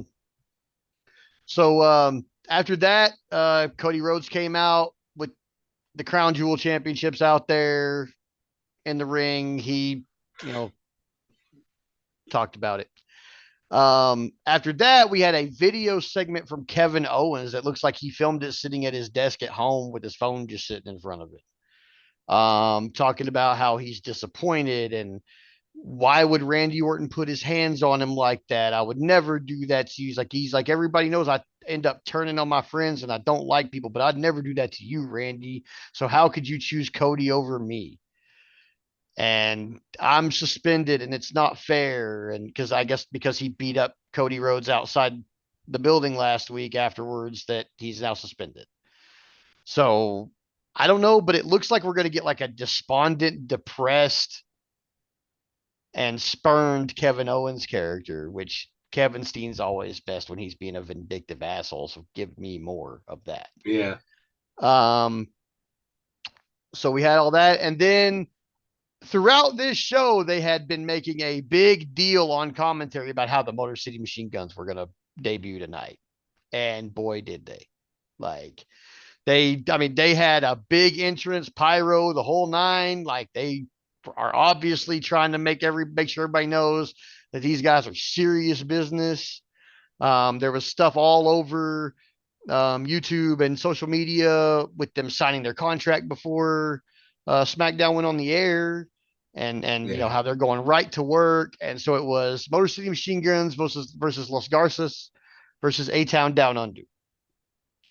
Um, I kind of wish they would have gave them a a better team to fight at the beginning of this, like for their first match. Like maybe we could have slotted these two teams and made it a four-way for that tag trio thing that happened earlier. Maybe DIY comes I and does like this match. I remember liking the Garzas, The Garzas are both of them. good. I I like like Angel Angel. Umberto. Honestly, I think Angel's better than Umberto. He is, I Honestly, believe. I believe so. like I saw his work in NXT, and I'm like, dude, this is the freaking guy, man. Mm-hmm. I know they tried pushing Umberto really hard out the gate, and I'm like, I mean, there's just something missing, and I think it's personality. Right. Um, Now, despite the way I feel about these two teams being in this debut, everybody looked good. Like it wasn't just Motor City Machine Guns are here and they're going to whoop some ass. So let's send them two lower tier tag teams and have them beat the shit out of them. No, the Garzas look good. Fucking the Machine Guns look good. Everybody, A Town Down Under got their shit in a little bit. Like, everybody does. Of course, they're the heels in the match, so everybody's gonna, you know, Yeah, it's okay. Everybody's going to beat up on A Town Down Under, and that's okay. They did this tag match the same way that they did the previous one with the somebody from each team is always legal. So I don't know if that's the way they're going to do triple threat tag team matches for the foreseeable future. I do like this change though. I think it's cool. Saban and Shelley, of course, scored the win. And next week, I get my wish because they take on DIY for a title shot. So Motor City Machine Guns come in. They're here. We're already going to get them versus DIY, which is the match everybody wants. Good for them And too. Like immediately to a those, tag title. yeah. So The the machine guns are they've worked so hard for so long and have been so kind of quietly influential in tag team wrestling since 2006 when they first started tagging. They I'm and I've been a big Alex Shelley fan specifically for a while. I mean, when I was e-fetting when I stole the vapor trail from him. That's how I was introduced to the shell shock. mm-hmm. Was the first time I'd seen anybody do a swinging reverse STO, and I was like, oh, I'm gonna steal that. Like, so that's how the vapor trail came about. Like, so I'm a big fan of Alex Shelley. I'm a huge fan of the machine guns as a unit. Good on them. Glad get that money, guys. I don't care where you get it Mm-hmm. from. Just get it because it's about time that they got the big money because Yeah. those dudes are in their 40s. Like they don't have much time left in their careers. If they're going to get Mm-hmm. that bag, they better get it now. So I'm glad that they did. Well, so two things I noticed that one good, one bad. One good thing I noticed about this debut was that unlike previous iterations of people in WWE who might have come in even with their same name from the Indies or another company, the announcers super went into their history and made sure if you didn't know who they were, now you know who they are. Which Good. is very non-typical of WWE, at least in the Yeah. past, and was super awesome. They should always do that. Um, One negative thing I noticed about the debut though was that they definitely got Def Rebel to do their theme, and it definitely Def Rebelled. So yeah. I heard Um, something about how he was let go or something, or they weren't going to renew his contract or I something. think there's like a movement because of this Motor City Machine Guns thing. There is now like a Twitter thing, hashtag going on about fire Def Rebel. So I don't know if it's like I don't know if that's the exact hashtag, but I have seen probably more than a handful of posts in my for you about how look what they've done to the Motor City Machine Guns theme. Get rid of this band. Um, Yeah. so yeah, but either way, super good match. All three teams actually looked really good, but of course the Motor City Machine Guns pulled out the win, and they looked fantastic doing it. They always look good in tag matches. So after that, we had Nia Jax and Candice LeRae versus Naomi and Bailey for the main event. Now, I don't know why I forgot to put this in my notes, but earlier in the night, Nia is she's talking to Tiffany on the phone, and Tiffany is saying, I'm sick and I've got the sniffles and I'm not coming to work and all this stuff. So they make her, Nick Aldis makes her get a tag team partner. And while he's telling her that, Candice LeRae shows up. It's like, well, you're the champ and I'm the women's speed champ. So Oh, they we actually can, mentioned it. yeah, they did talk about speed. They're like, I'm the first women's speed champ. So we should team up together. And so that's the tag team. It's Candice LeRae and Nia versus Bailey and Naomi. Um, Jax immediately crushed Bailey in the corner and almost won. Like it was almost a minute long match. But then LeRae came in and the baby faces started getting heat on her. Indy Hartwell, who's I guess Candice's friend. I don't really know much about her. They were in NXT together as part of the Way, so they Okay, have okay. history. So she got involved to give Candice and Nia an her advantage. She shoved Bailey into the ring post. After she shoved Bailey in the ring post, LeRae rolled up Bailey and got the pin. I Ooh, was shocked, and Nia Jax looked shocked too. ooh, pushing Candace. Yeah, I dude. Okay, Yeah, like, do you remember baby, last get it. week? Last week or week before when I was like, if you surprise me, I'm gonna Yeah, pop. yeah, This was one right yeah. here. Candice LeRae getting the pin, I popped. I was like, no fucking way, That looked like. I fucking mean, way. the Like way that you described it, it was like, oh, they're setting her up to take the pin. that's what I It was thought like, too. yeah, it was like, oh, they're only putting her in this match so that Nia doesn't have to lose. Exactly. That's exactly what I thought. And then they hand her the pin over Bailey. Like I Wow, wow. Like that's a statement. Yeah, I didn't even know what to say about it. We'll talk about that here just a little in just a second because that was our main event of the night. Um, so Two women's main events this week for yeah, WWE. yeah, Hey. wild, Two right? women's tag team main events, actually. Yes, two women's tag team main events and crazy stuff, man. Like both of like one of them I really kind of wish okay like I really kind of wish Tiffany would have got to cash in on Liv because I would love to see Tiffany and like how that Tiffany Nia dynamic changes after that, Yeah, especially with them having to interact and now knowing they're going to face each other at Crown Jewel or whatever. right. I mean, I won't talk about the event itself because I'm probably not going to watch it, but the fallout of said event and the build up to said event. I mean, if we don't talk about it, we're going to miss half the show right now. So, Right. Yeah. I a mean, little bit that's of it has yeah. to be talked about, but I would love to see Right. how this dynamic would play out that in that way. But they didn't do it.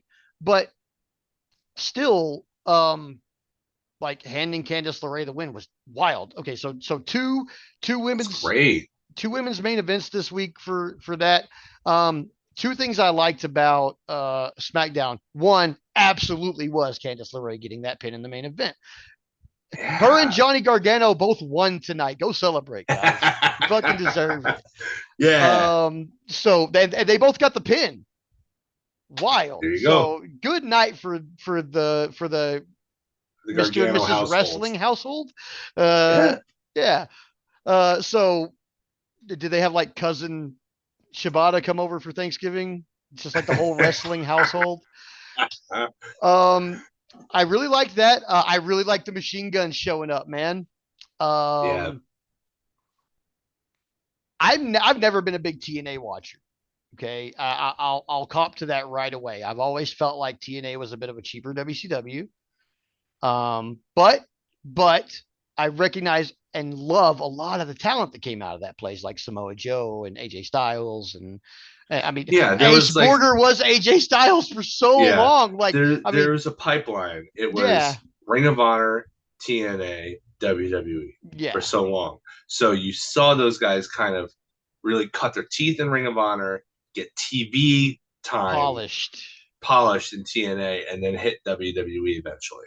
And yeah, that's what's happening here, just way extended. yeah. Um, so yeah, I'm not a big TNA watcher, but I did and do like the Motor City Machine Guns. Despite not being a fan of Detroit at all. I'm still a fan of the tag team, and I thought it was a good match. Something I didn't like. Now I know earlier I talked a little bit about how I didn't like that Def Rebel up the thing. Ugh, Okay, yeah. but there was something even more egregious on this show that I did not like. You ready for What's this that? one? What's that? They made this big deal about Candice LeRae and Nia Jax being a team because she's the champ and she's the champ, right? Yeah. Candice LeRae did not carry her WWE Speed Championship to the ring with her. She did not wear it on the What's show at all. what's the point of mentioning that there's a champion and then not having them come out with the belt? I don't know. I don't know why they can't carry the Speed Champion because it happened when Andrade was Speed Champion too. Like he wasn't carrying it on the other shows. Yeah, And like I don't know who the Speed Champion, the men's Speed Champion is now, but I can tell you that I don't know that because I don't watch Speed. And if they are on Raw and SmackDown, they're not showing up with their belt, which they totally should be. it Um, should be, except that even they know that speed doesn't matter. mhm. Like, I'm sorry, but they're I telling don't you that it doesn't matter by not featuring the belt. exactly. That's exactly what I thought. I was like, you are downplaying, like you made it a thing. Like the whole reason Candice LeRae wants to be Nia Jax's partner is because they're both champions Yeah, on different shows. yeah, And now you have them come out to the ring together, and Nia's got her belt, and Candice doesn't have her belt. And it's like, but y'all just said she was a champion. yeah, I mean, I remember like it's definitely not a because it's a different show thing because Liv shows up on SmackDown with her title and Gunther shows yeah, up on Raw with his title or Cody shows up on Raw with his title. You know, I yeah, mean it's not that, it's speed. And this is a very clear message from WWE whether they meant to send it or not that yeah, they do not take that title and that show seriously. yeah. And that's a damn shame, especially if you're going to hand the person who's carrying that title a fucking win to try to legitimize. If she was carrying that title, you would actually add some legitimacy to the title, but she didn't bring it out with her at all. So nobody's going to even correlate the speed title to that win she just got in the main event of SmackDown. Yeah. So I didn't like that. I didn't like it at all. That was even more egregious than ruining the Machine Guns theme with Def Rebel. Which Yeah, because you can always change you can always a change the theme theme. down the line. You Mm-hmm. can't retroactively go back and change a match result or something that Yeah. happened during the course of a match, You watch like on especially the on a live show. you watch like on the network, there'll be like a really bad Photoshop of the belt on her as she's walking into the ring, you know. But Oh, yeah, you mean like Andrade's speed title belt render? oh god, that was terrible, wasn't it? Ugh, But jeez. anyway, so yeah, I didn't like that at all. I thought that was very egregious, and I thought just like you that it was a message from WWE, whether they meant to send it or not, that speed is not as important. Um, to wrap it up with something I did like, man, I'll tell you, um, like I said before, Kevin Owens, Kevin Steen, he does his best work when he is maybe slightly unjustified, but vindictive and ass Yeah, hurt yeah, and betrayed and all of those things that he is right now or that he is portraying to be. He does his best work when this is the guy he is. I am so looking forward to where this goes. It looks like we're going to get Kevin Owens versus Randy Orton at Crown Jewel. Um, but I don't think it's going to end there. Kevin Owens is a long game guy. I'm positive he's probably had some yeah, input on this. Just the way that his little promo was filmed seemed very very Kevin, not very WWE. yeah. So They're experimenting with new stuff like that. That mhm. both promotions are really. They So are I they mean, are. I feel like that's only good for the landscape. Mm-hmm.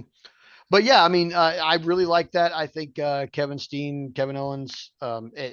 It's really hard to call him Kevin Owens, even though it's. I mean, I can easily call him Kevin Yeah, Owens, but it's just once you saw somebody in ROH, like it's that Vince thing, man. That old Vince thing. Like yeah, you can't have the same name that he was popular under before, but we all nope, know who that is. We yeah, all know that's even if you weren't an ROH fan back then, you know now that that's Kevin Steen, yep. and like if you go back and watch it, you could like his character now is definitely informed by his character then. Oh So yeah, he's basically the absolutely. same dude. Yeah, yeah, So the only person that I've seen come out of ROH and have a drastic change besides a name is Generico. yeah. And he's been No, missing no, for no, years. no. Remember, he's running an orphanage in Mexico. Like those are two Uh, different guys. hmm. The two different guys. People make that mistake all the time, but I mean, Sami Zayn and El Generico are two different people. Well, El Generico, please come back. I do love Sami Zayn. Maybe they should tag together. They should tag together, That'd be prove once hilarious. and for all. Just because you've never seen Sami Zayn and El Generico in the same place doesn't mean they're the same person. Dear sweet 6 pound, 8 ounce baby Jesus, if there was ever a time for somebody to have an identical twin that I didn't know existed, now would be a great time for Sami Zayn to have an identical twin I didn't know existed. Yep, it would So be yeah, great. that was SmackDown. The belt thing was kind of egregious. Other than that, the wrestling on the show was fantastic. The new format of the three ways that they're doing that is actually kind of an old format, but the way they're doing it now, I Yeah, like it. I never liked one team sitting idle or just being it shit canned out seems. on the floor. They got Yeah, rid of that shit canned out on the floor thing. yeah, Like that completely eliminated that with somebody from each team being completely legal all the time. yeah. I I The can't say only enough how much I thing, like that. the only thing that that now eliminates is the option for the heels to just kind of sit back and just rest on the apron and let the two babyface teams or the other heel and the other babyface team kick the crap out of each other and then pick their spot if they Yeah. can get a blind tag somehow. But ultimately, that's a small facet that can be easily left to the side. Mm-hmm. Like I think it would probably be a lot more exciting to see three people in the ring and 3 people on the outside. And that eliminates too the weirdness about, oh, anybody can tag in any other partner, from any other team. It's like, Yeah. yeah, I know that often led to, storyline telling shenanigans that, but this opens up new possibilities, and it clarifies that, yes, these teams are united fronts. They can only tag each other in and out. You're not going to have this nonsense where, like, I mean, they never really took the opportunity. Like, the only thing that they don't usually do in normal triple threat tag matches, I think I've only seen them address one time, and it was in the last couple of years. And triple threat matches have been around for decades now. Mm-hmm. How come heel teams don't more often make it so that both the members of the team are in the ring at the same time via tagging shenanigans, so one of them can pin the other and they automatically win? Like, how is that not a thing? Like, right? Hello, gaping plot hole. Right? Seriously. I mean, Uh, you could. The other side of that is that the other, one of the members of the team is also getting pinned. mm-hmm. But at the very least, then they don't lose. Like, because then it would be like, okay, well, they didn't win, but they didn't lose, so it's a wash. Everybody gets a little piece of the purse, I guess. I guess. Yeah. I It's a I don't very know. communist way of doing I'd it. like to see them explore that somehow, Yeah. and see how that But worked out. this way, if you can only tag your partner in because everybody has a representative in the ring at all times anyway, Mm-hmm. that eliminates that gaping plot hole. Yeah. So Maybe it's just WWE shoring it up. Like maybe somebody from Endeavor was like, you know what don't make sense, guys? yeah, And then they made this adjustment. I just like to see how they explore this going into the future because I like that it eliminated some things. I'd like to see how they're going to overcome like how the heels can sit back and win the match, mm. easily. Like I'd like to see how they're going to still work it out because heels are still going to win these matches, Oh yeah, in some eventually. cases. So Yeah, yeah, I'd like to see how they come across that. But yeah, man, I mean, thumbs up for SmackDown this week. Um, I normally don't like their format, but they didn't do a whole lot of that commercial back to a promo while there's segment. people Yeah, wait. Yeah, like they didn't do that thing that Raw is now doing. So yeah, big thumbs up for SmackDown this week. It was super entertaining. I like triple threat tag team matches, and there was 2 of them, so I'm not yeah, mad at that at all. And yeah, I like women's main events too, and there was one of those or 2 of those this week, but one on this show as well. So yeah, I'm not hating at all. WWE, where normally I take everything they do with a bit of a grain of salt because I've been hurt before. yeah. They're killing it lately. I can't like call me fed pilled. I love it. It's working. Call me a. I'm taking the red pill and the blue pill right now. So and they both taste good. So Purple pills. yeah. So yeah, yeah, that's SmackDown for this week. It was good, man.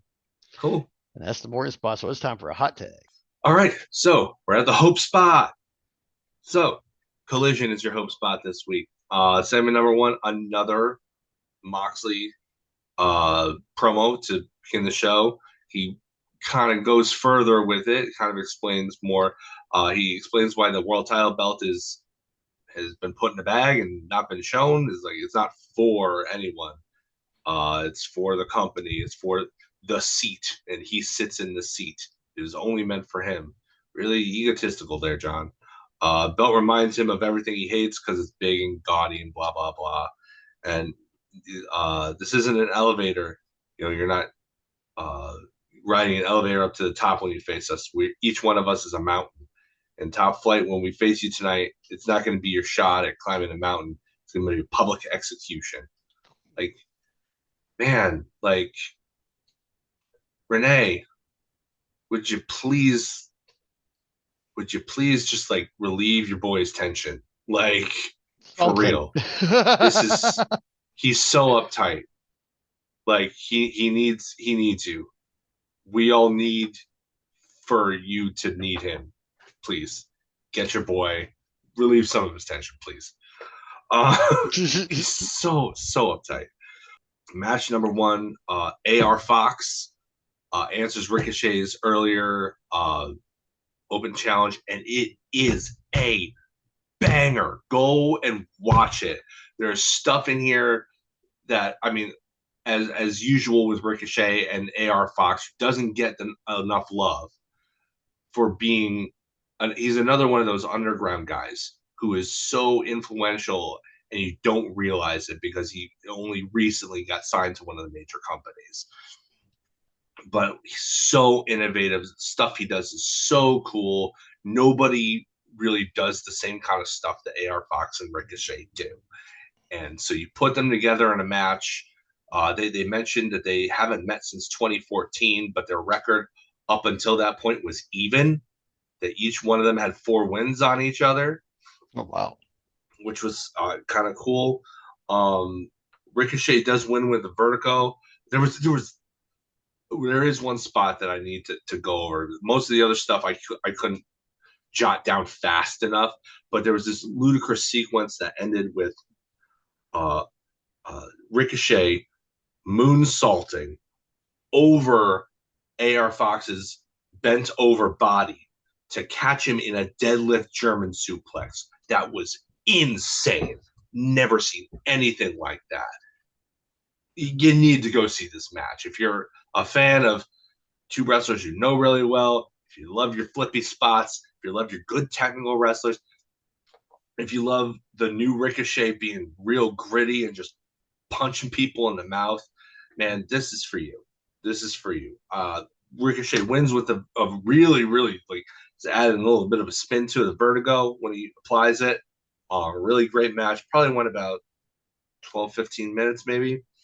Afterwards, Ricochet gets on the mic in what will become a running theme for the night, and says he wants another shot at the international title, just basically reinforcing what he said on Dynamite earlier.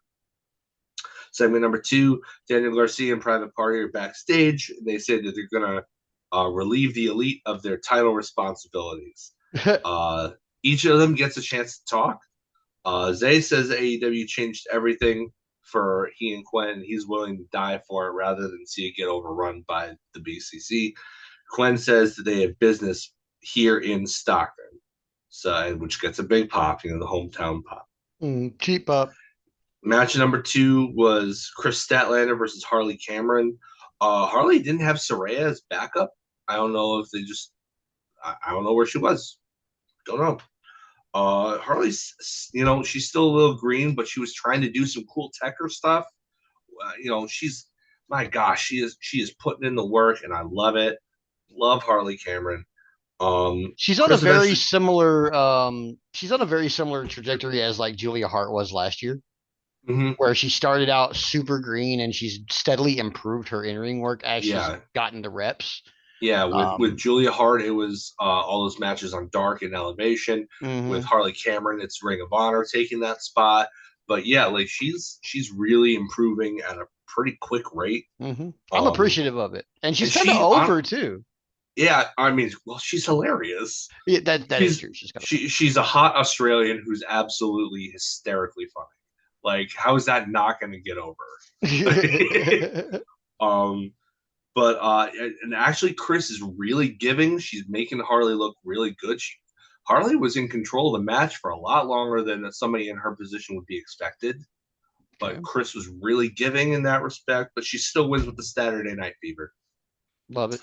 And then she gets on the mic and says afterwards that she's always willing to test herself.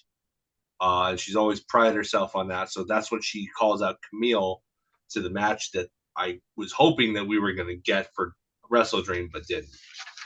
Nice. They eventually make that match official for, I don't think it's this week. I think it's the following, this coming up week. I think it's the following week. During our break, and I tagged your Pod Foundation podcast. I did see that. Did you see that?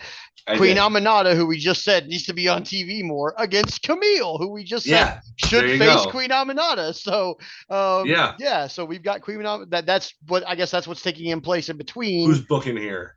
Apparently us.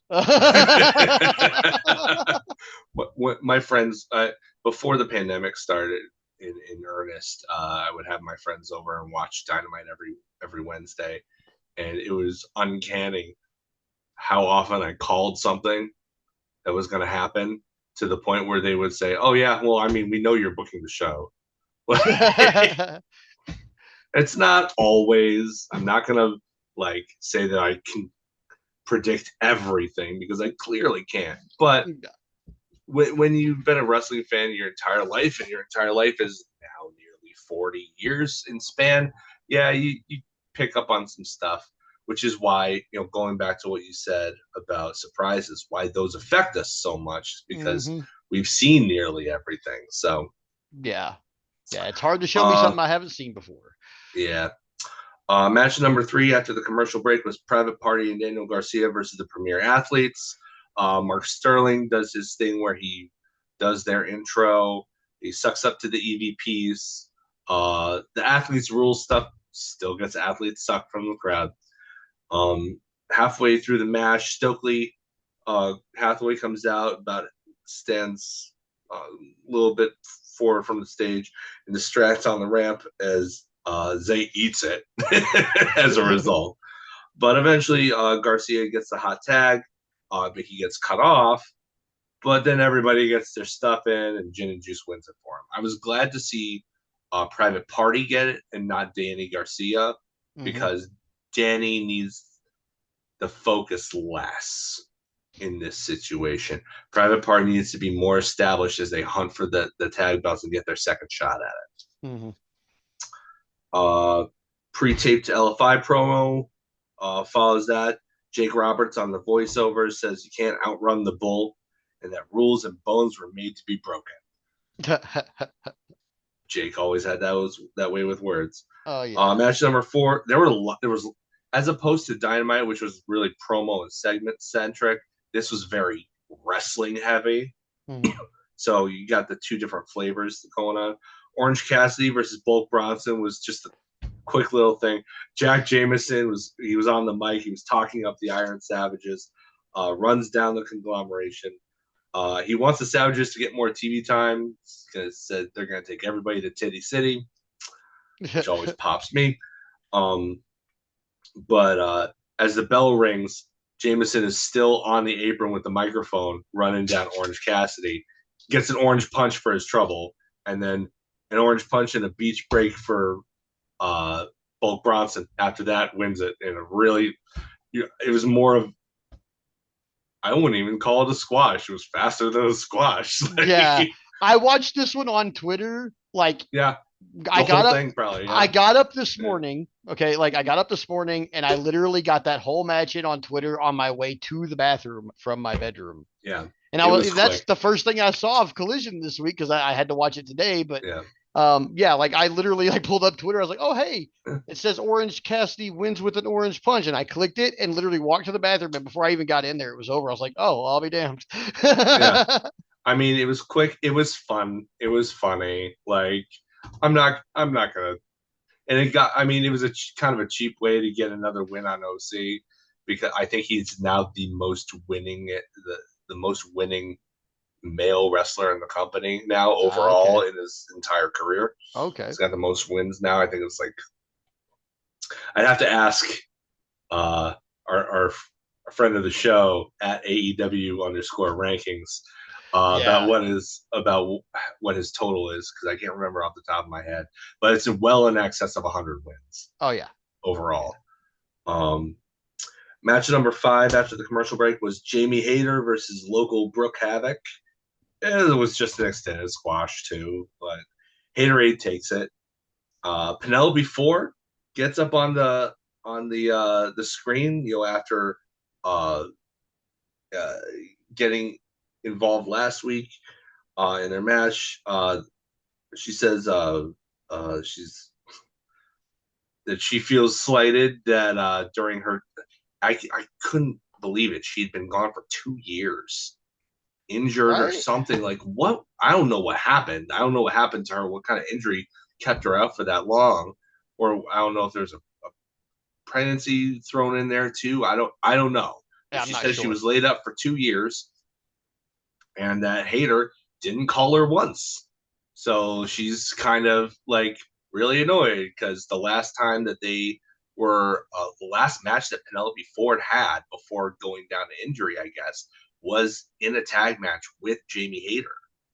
Oh, So, oh, yeah. So I was like, huh, hmm.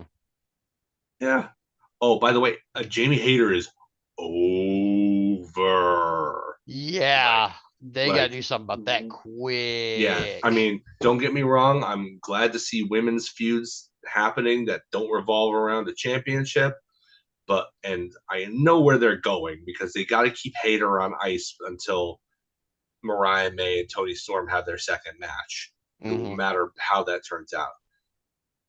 But Hayter needs to be the next one Hmm. because if she doesn't get a shot, oof, she's in real danger of cooling off by that point. So like you need to strike when the iron is hot. Oh yeah, she's hot. I mean, in all fairness, we could go the alternate route and have her beat Mercedes Honestly, and beat the streak. you could So you could do that, and I think I would prefer that because it would be taking advantage of her while she's hot. yeah. Like you could slot her in there, you could have her beat Chris, that's Hmm. fine. Have her beat Chris and then like immediately lose to Hayter. And I think that would maintain uh Hayter's momentum without wasting it. Yeah. They could capitalize on it without wasting it. Yeah. Segment number 4, backstage interview with Private Party, Daniel Garcia, and Orange Cassidy. Garcia comes up to OC and says it's time for him to step up, but Cassidy's like, I'm no leader. I'm just not that guy. So I think, with all the, this is being informed by the fact that the best friends broke up in the past year, and he's just kind of slotted into the conglomeration. Like he's not like I've in the past on this show referred to them as the Island of Misfit Toys. They're like his friends, but they're not like his best friends. Hmm. One of his best friends turned on him. The other one retired that guy. So, or got retired by that guy. So, Yeah. it's he's still mourning that, even though he's not really showing it. And I think that's the explanation that they're eventually going to reveal. It's like, I'm not that guy. He's so down on himself because he couldn't keep his family together. Hmm. And so, what chance does he have against BCC, etc.? Yeah. So, I think that's Yeah. where they're going with that. I'm all for it.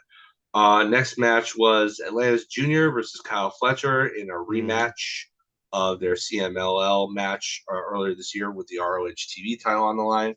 Neither one of them has that belt anymore, so there's no reason to protect anybody. Uh, Fletcher dominates for the majority of it. He does get some cheap shots in before the bell. Um, he did the thing that you didn't like. Hmm.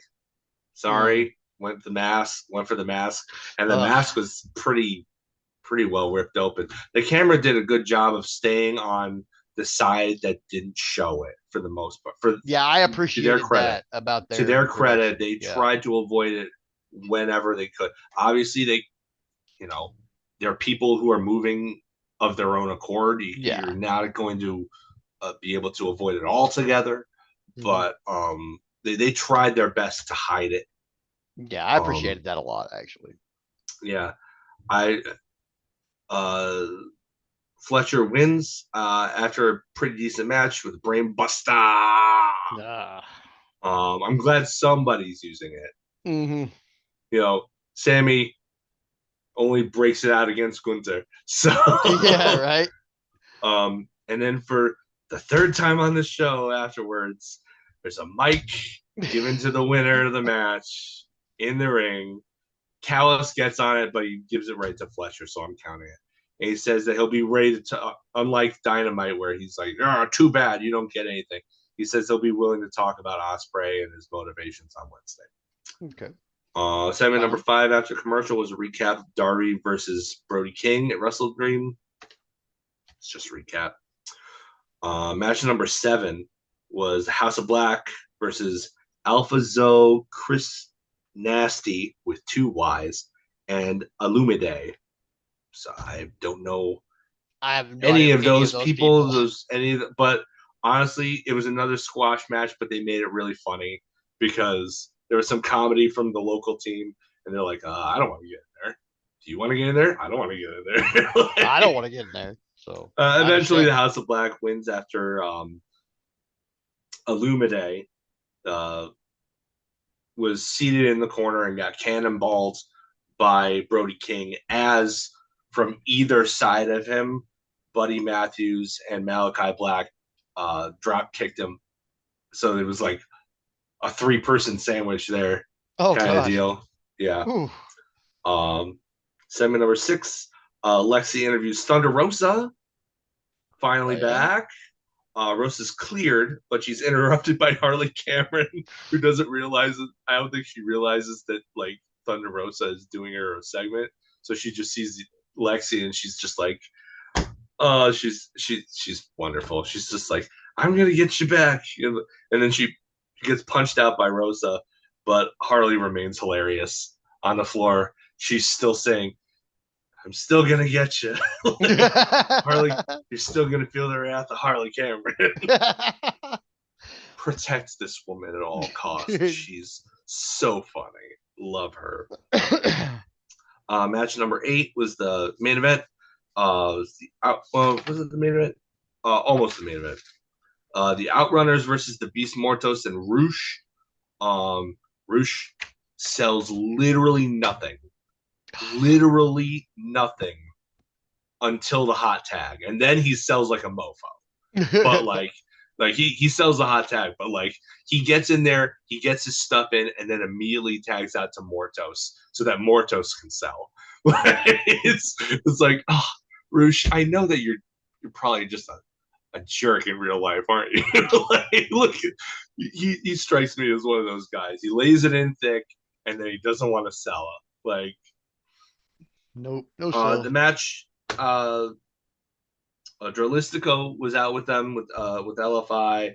He tricks up Magnum to prevent the finish, and later holds Turbo and Floyd's leg so that he can't kick out when they get the pin there. So LFI beat the Outrunners and then kick the crap out of them afterwards. But then FTR makes the save. So FTR on both shows this week. Yay! Yay. And then they do the Predator handshake again, and it's great. It's always awesome. Segment number 7, Sammy Guevara promo. He says that he always wants to leave the fans, with a moment to remember. He's always trying to outdo himself and stuff like that. So he challenges Shelton Benjamin for this coming Dynamite. That match should be worth watching, I would assume. I saw that match graphic well before I got to see the like the promo, and I was like, that's gonna be pretty fucking awesome. Yeah, it's like, give me that. I want that. I'll take that one. Yeah. Commercial. And then finally, the main event is Claudio Castagnoli, Wheeler Yuta, and Pac put their trios title on the line against Top Flight and Action Andretti. There was this crazy spot where Dante was in the middle of executing a tope, but his feet, he was caught in midair by Claudio. And his feet were on the ropes for balance. So he wasn't all the way out of the ring, but he was still caught by Castagnoli. And then he just shoves him into the post. It looked, like super creative. Loved it. There was some great double teaming from Top Flight.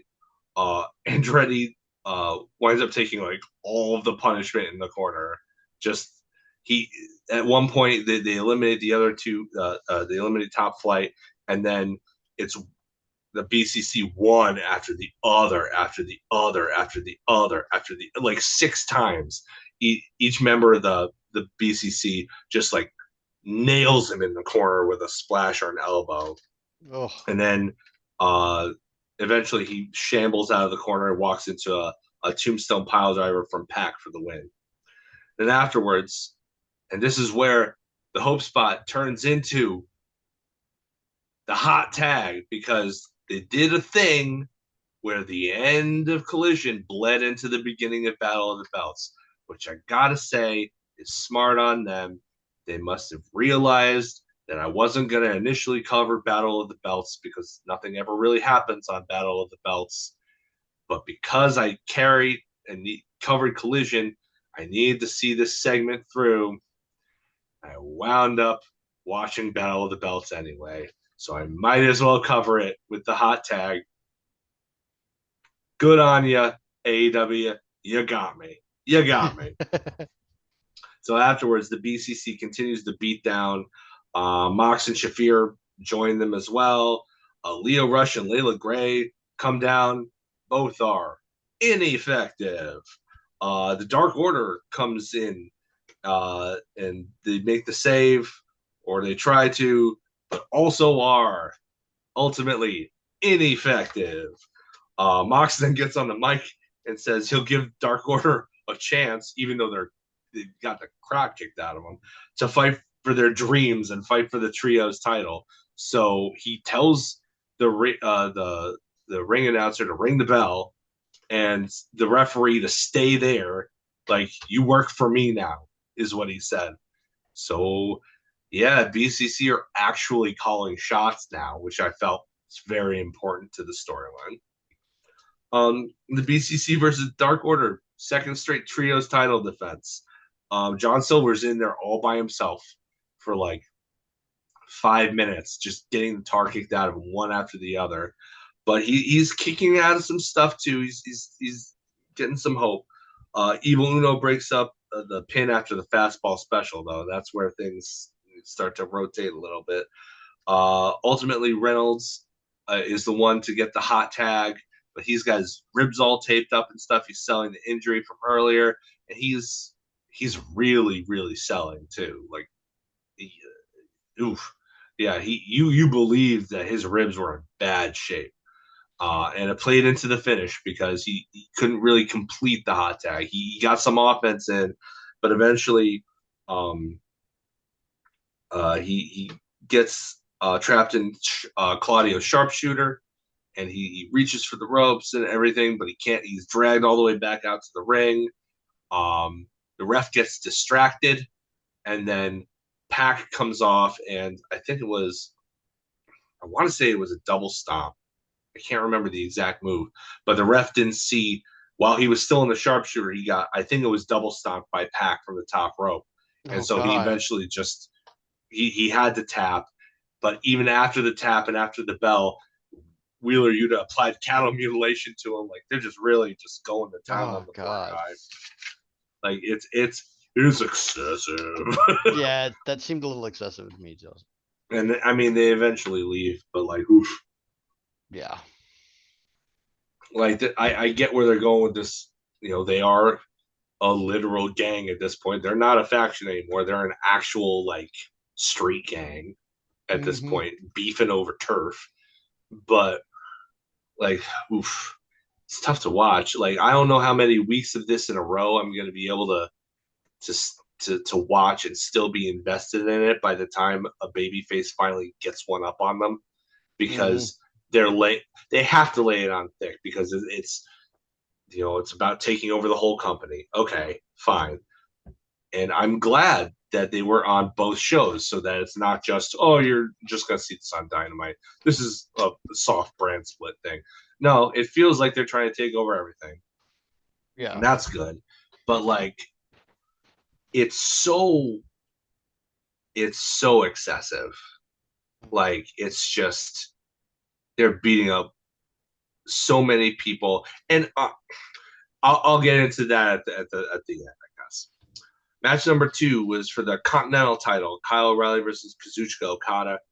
Really good match, as you would expect. Lots of BJJ from O'Reilly. He almost gets a submission with a heel hook at one point, but Rainmaker has to gouge him in the eyes to break it up. Okada really selling the leg. Like, those leg kicks that Kyle O'Reilly throws are not fun. Like, they look like they land and they bury in that thigh every time. But after a while, Okada baits Kyle O'Reilly outside with 10 count shenanigans. He goes to the outside, and the assumption is that there's only a couple minutes left. He's going to keep rolling. He's going to pull the Nick Bockwinkel and keep Mhm. going to the outside and wait out the count and then break the count and then roll back out. But Kyle O'Reilly comes in and tries to chase him out, but then Okada hits him, because he expects that, showing, again, heels are smart. Mhm. Um, Lots of Rainmaker counters towards the end, but like there were like 3 times in a row where Okada tries to hit the Rainmaker, but Kyle counters. Like at one point, he counters into a guillotine choke and nearly gets it. But uh, eventually he grabs it. He smacks him with a Rainmaker lariat, and that's over in probably with maybe a minute left on the counter, something Oh. like that. Like it went close to the full 20. It didn't quite get there, but it went close. But good stuff. Oh yeah. I love me some Kyle O'Reilly. Oh yeah. Segment number 2, promo for Mariah May versus Anna Jay. It's basically video clips of them and stuff like that. It was voiceover from Anna Jay. Says Mariah's shady, is going to give her a receipt. Okay. Segment number 3, backstage LFI promo from, and this one's live. Roosh says that they're going to destroy everyone. Mortos is then panned over, seen choking Hologram and like messing up Hologram. I was wondering where Hologram was going to be. Oh, I guess he was going to be attacked by LFI. That makes sense. Match number 3 was Brian Cage and Lance Archer in their debut as a tag team versus Jack Cartwheel and John Cruz. All right. Jack Cartwheel getting a little bit of notice on the indie scene. John Cruz, probably most famous for being walked away from by Samoa Joe and him looking at him like this in midair and getting that caught in still form.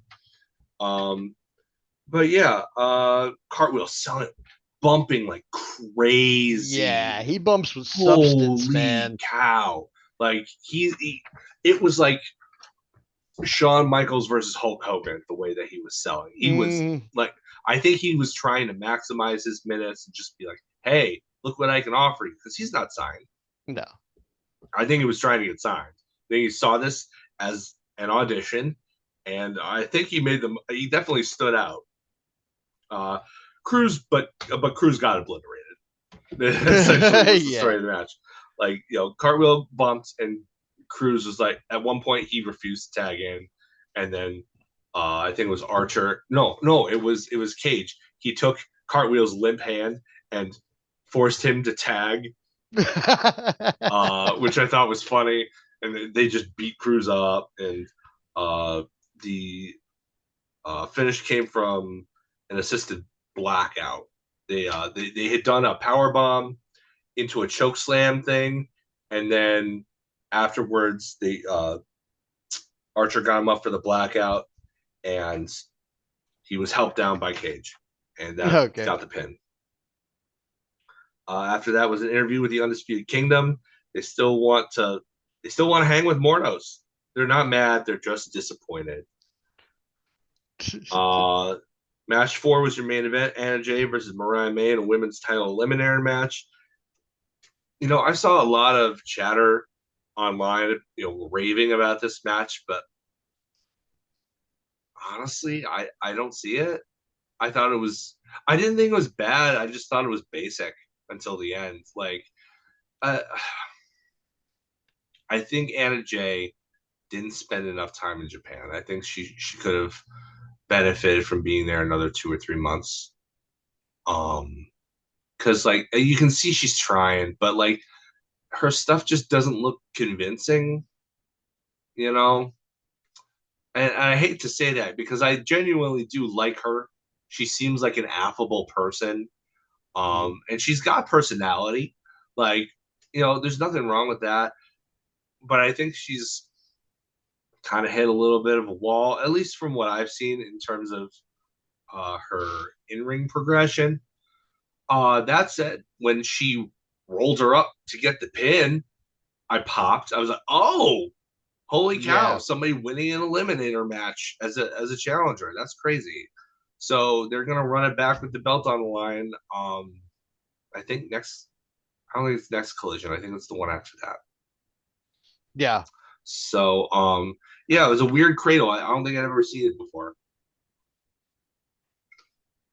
But just to go over things I liked, things didn't, could have stand improvement. Um, I liked, uh, I actually enjoyed the squash matches because they were different. Mm-hmm. To their credit, if you're gonna have three squash matches on a card, at least add a little bit of humor in there, and they did that for two of them, which I thought was it was welcome. It really Mm-hmm. was. Yeah. Um, it's good to see Mortos getting a win. I'm always on board with Mortos getting a win. Um, uh, uh, Not a fan of like how do I say this? Um, I don't know. Like, I mean, I mentioned the BCC stuff before, so I'm just gonna try to avoid that. But like, I don't know. I'm trying, really trying.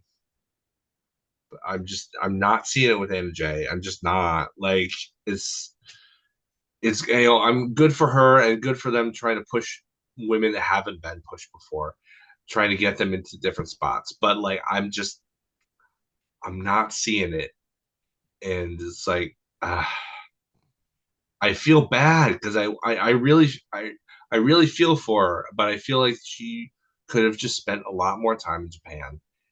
Mm-hmm. And she would have benefited from it because I'm just not buying her as a credible challenger for the world women's title. I'm just not. Like, Yeah.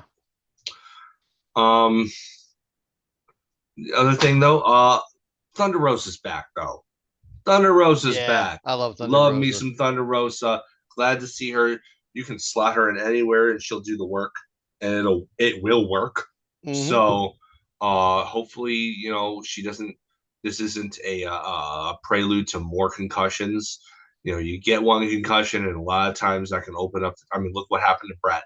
Yeah. So, just hoping that that she not only is she cleared, but that she's healthy, and that this isn't a harbinger of bad things to come.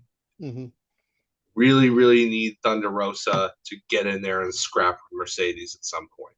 Oh yeah. I need that Because quickly. if anybody's going to get the match that we know Mercedes can have, it would be Thunder Rosa. Yeah. I agree. I agree. I think Thunder Rosa could have that Sasha match that we are constantly looking for out of Yeah, Mercedes Monet. she needs to make that. She needs to make that statement match. Like, I mean, Mm-hmm. she had a really good match with Willow to win the belt, Mm-hmm. and then from there, it's been a lot of middling stuff for the most part. Except Emmy. Nothing's The Emmy match was fantastic. The Emmy match was good, but it was also sadly against somebody you knew was never going to Not have a gonna chance of win. winning that belt. Yeah. That's Yeah. the problem with it is I need that a match like that you against somebody who could win. exactly you need to. It's not enough that it be good. It needs to be good and convincing that it could go the other way, Yeah. because that's where the magic, that's where the sauce is. Mm-hmm. That's the sauce right there. It's like you need to make me forget it. You need to make me forget that the Mercedes win is a foregone conclusion. Oh, that was our collision review for the week, and now it's time to do like vets do and call it in the ring. Yeah, time to call it in the ring, ladies and gentlemen. All right, so this week, as you know, our calling in the ring segment is different every single week.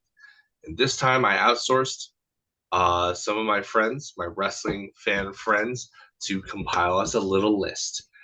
This list is uh, crafted from a bunch of wrestlers and wrestling acts that uh, pretty much had their careers, at least in major promotions in North America, end by the end of the Attitude Era, which, for the sake of this, I was calling Vengeance 2001 when they finally made it an undisputed championship. So all the people on this list had the major part of their careers in major organizations in North America over by that point. Uh, we are going to get a number randomizer here, and we are going to go from 1 to 82. My friends Ben, John, and George came up with 82 names collectively. We're going to I've put this list together. Everybody is numbered. We're going to click on generate. It's going to come up with a number, and whoever winds up with the number that's clicked and it's generated, we're going to try to determine this current generation's equivalent to that performer. So, for example, we're going to do this. We're not going to do it with a whole list. It'd be too long, and it defeats the point of a randomizer. We have not seen this list beforehand. So I'm looking at it right now for the first time, and there are a lot of names on here, and they're very interesting names. So we're just going to do, I think 10. I think 10 is pretty good. Probably good. Yeah. So let's generate.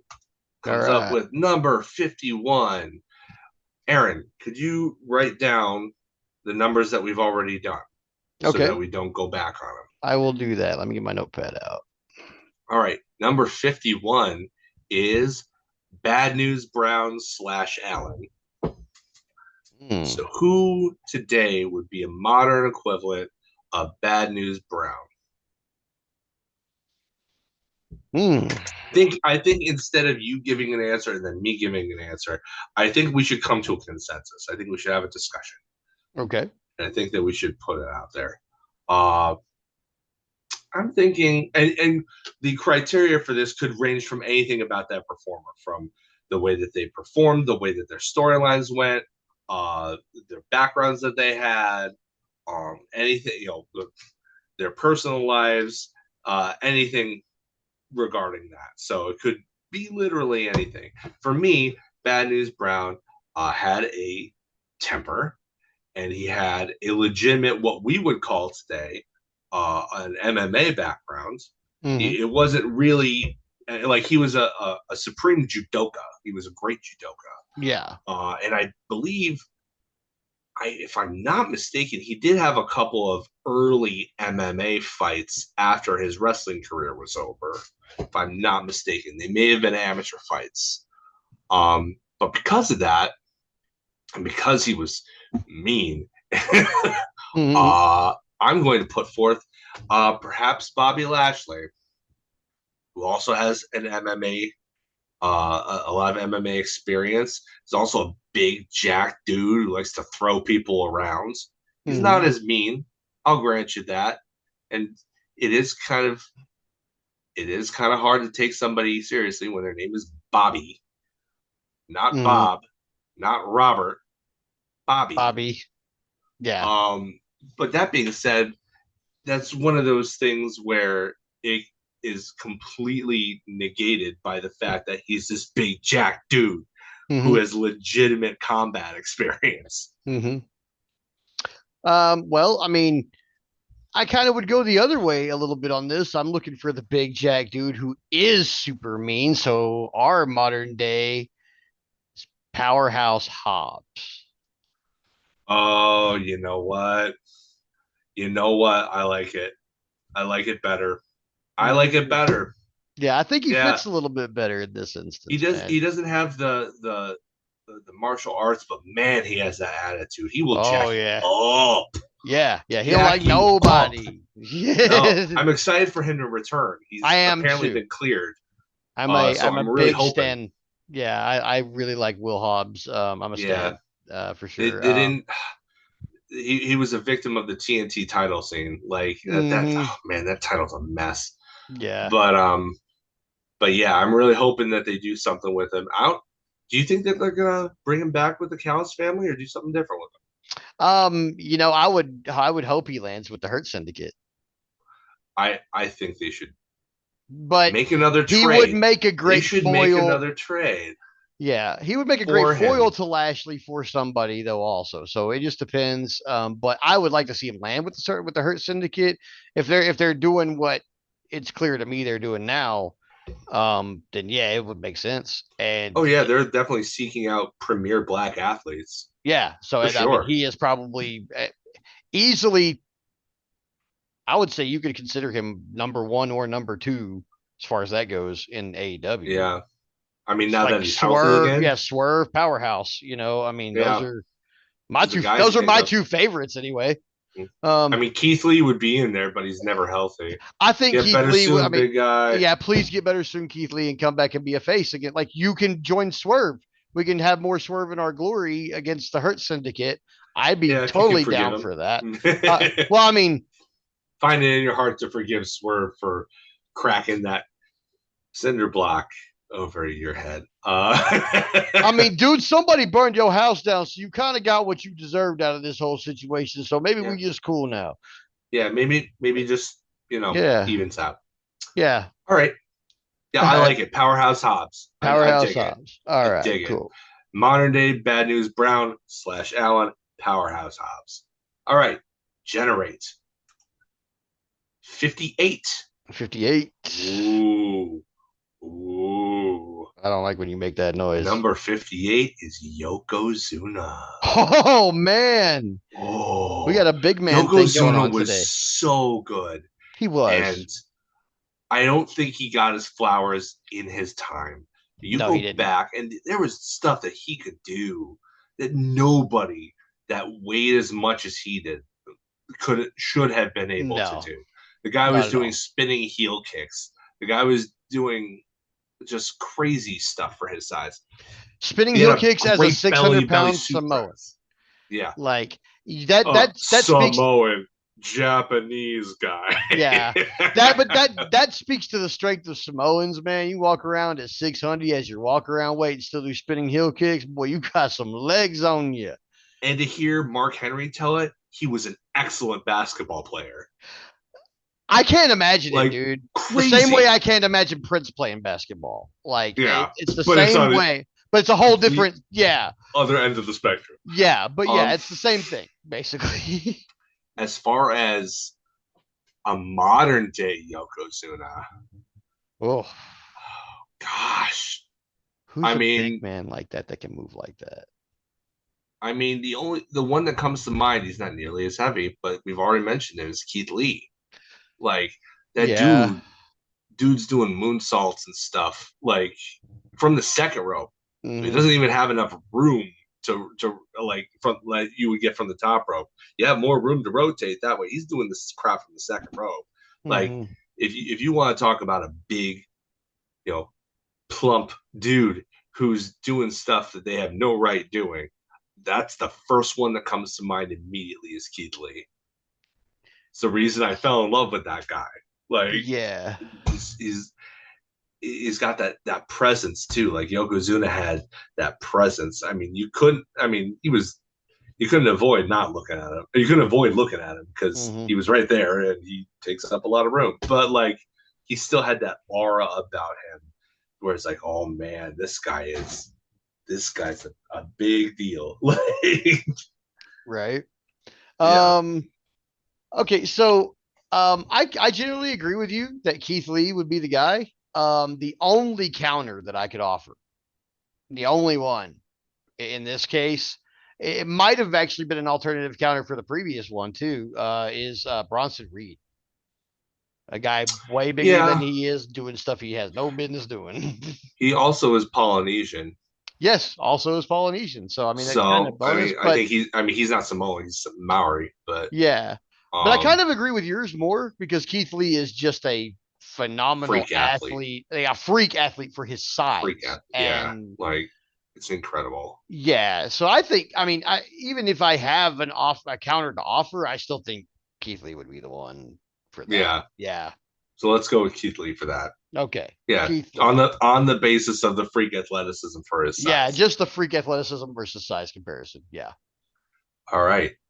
So number 3 of our generated numbers here is going to be number 66. All right. Here's one I guarantee you would not have seen coming. Okay. Sergeant Buddy Lee Parker. Sergeant Buddy Lee Parker. Oh my gosh. Okay. First of Yeah. all, to full disclosure, preface this little part right here. Okay. I am a huge mark for military gimmicks because both grandpa's dad, me, we were all in the Yeah. military. I ever since I was a little kid, I mark out for military gimmicks. I love them all, super patriotic ones and military gimmicks. So Sergeant Slaughter was one of my favorites. Always, yeah, even when he was an Iraqi sympathizer, which was terrible, but I was a kid. Yeah. You're a kid. I always believed that he was a GI Joe sleeper agent or something during that time. But anyway, but Sergeant Bailey Parker, I distinctly remember because he was the first guy that I remember coming out in like a full on like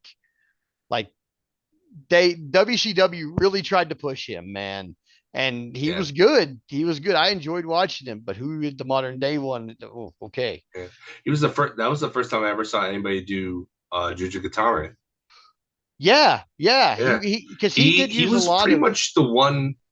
I think honestly, he was probably the one to get credit that you would have to give credit for introducing the North American audience to a cross arm breaker. He might have been. That was the first time I'd ever seen it. He might have been because I mean I noticed like in his matches, remembering them, thinking back on them, something that maybe I'm having an epiphany about now is that he employed a lot of military taught hand to hand combat techniques in a wrestling fashion, like that, as he could employ them in a wrestling ring. So Yeah, yeah, he might have been the first guy I saw do a cross arm breaker because that's yeah, definitely something they teach us. yeah, So yeah, maybe he might have been the first yeah. guy. Now, Yeah. granted, like he came on the scene in around what 94 93, or 94 93, ish. 94 Yeah, somewhere. somewhere in there. So I I remember would seeing have him been on 8 or WCW 9. Saturday night, Yeah, so yeah. I was only 8 or 9. Hmm. So that's not a lot of time to see anybody else do it before then and Right, remember. But right, like he was using it as a finish. I'm like, oh, okay. I'd never seen it before. I didn't really think much of it at the time. Didn't not really thinking that it was an actual hold, like a jujitsu hold or a judo hold. But right. uh, as far as a modern day, um, I guess if I had to think of anybody, I guess it would be maybe what's his face in the infantry, the guy who's actually beaten Maxwell Jacob Freeman Oh, you twice, talking about Captain Sean Dean? Captain Sean Dean. It's the Okay. only like military gimmick now that I can think of, and You know, everybody does a cross arm breaker now. So like, yeah, yeah. yeah, Everybody does that cross arm breaker. He is the only, I think, active military gimmick I can think of. yeah, like I'm he and the trying to. infantry are the only ones that I can think of. Like there are other performers who, um, they talk about their military background, but I don't think they usually work it into their gimmicks. I mean, Lacey Evans, but I don't want to give her credit for anything. Uh, Yeah, yeah. I wouldn't. I mean, as far as like pure brutality in the ring, I might compare her to Buddy Lee, but as far as like active right now, because I don't know where she's at, or what's going on with her. she got released because I don't think they had anything for her. And then Mm, she's like, "No, I'm okay. I wanted it." I'm like, oh, yeah, okay, okay, well, yeah, whatever. but I mean, as far as that goes, yeah, I mean, Sean Dean's probably the only person I can think of that Yeah, that has a similar gimmick even at all right yeah. now. It's not as prevalent as it once I mean, was. you could make an argument that Chad Gable was in American Alpha or not American Alpha. Yeah, not American Alpha. What's the stable he just left? That was American Alpha. Was that American Alpha? Yeah, I yeah, thought that because was the now name of the tag team, no, they were. Oh no, Alpha Academy was. Alpha Academy. Yeah, it's You could Alpha make Academy. because he was kind of running it like a drill sergeant a little bit, right? Yeah, a You little can bit. make a case for it. I don't hmm think. I think I'd still go Eh, with Sean Dean. Thinking let's go with about it, Sean Dean. yeah, I'd Let's go give with a little Sean love to Dean. Sean Dean. Yeah, I I love mean, Sean Dean. he's on the undercard. Let's give him a little. Let's give him a little shout out. Yeah, he's a good Twitter follow too. I should follow him on Twitter. Yeah, I he's a didn't good know Twitter that. follow. He's funny.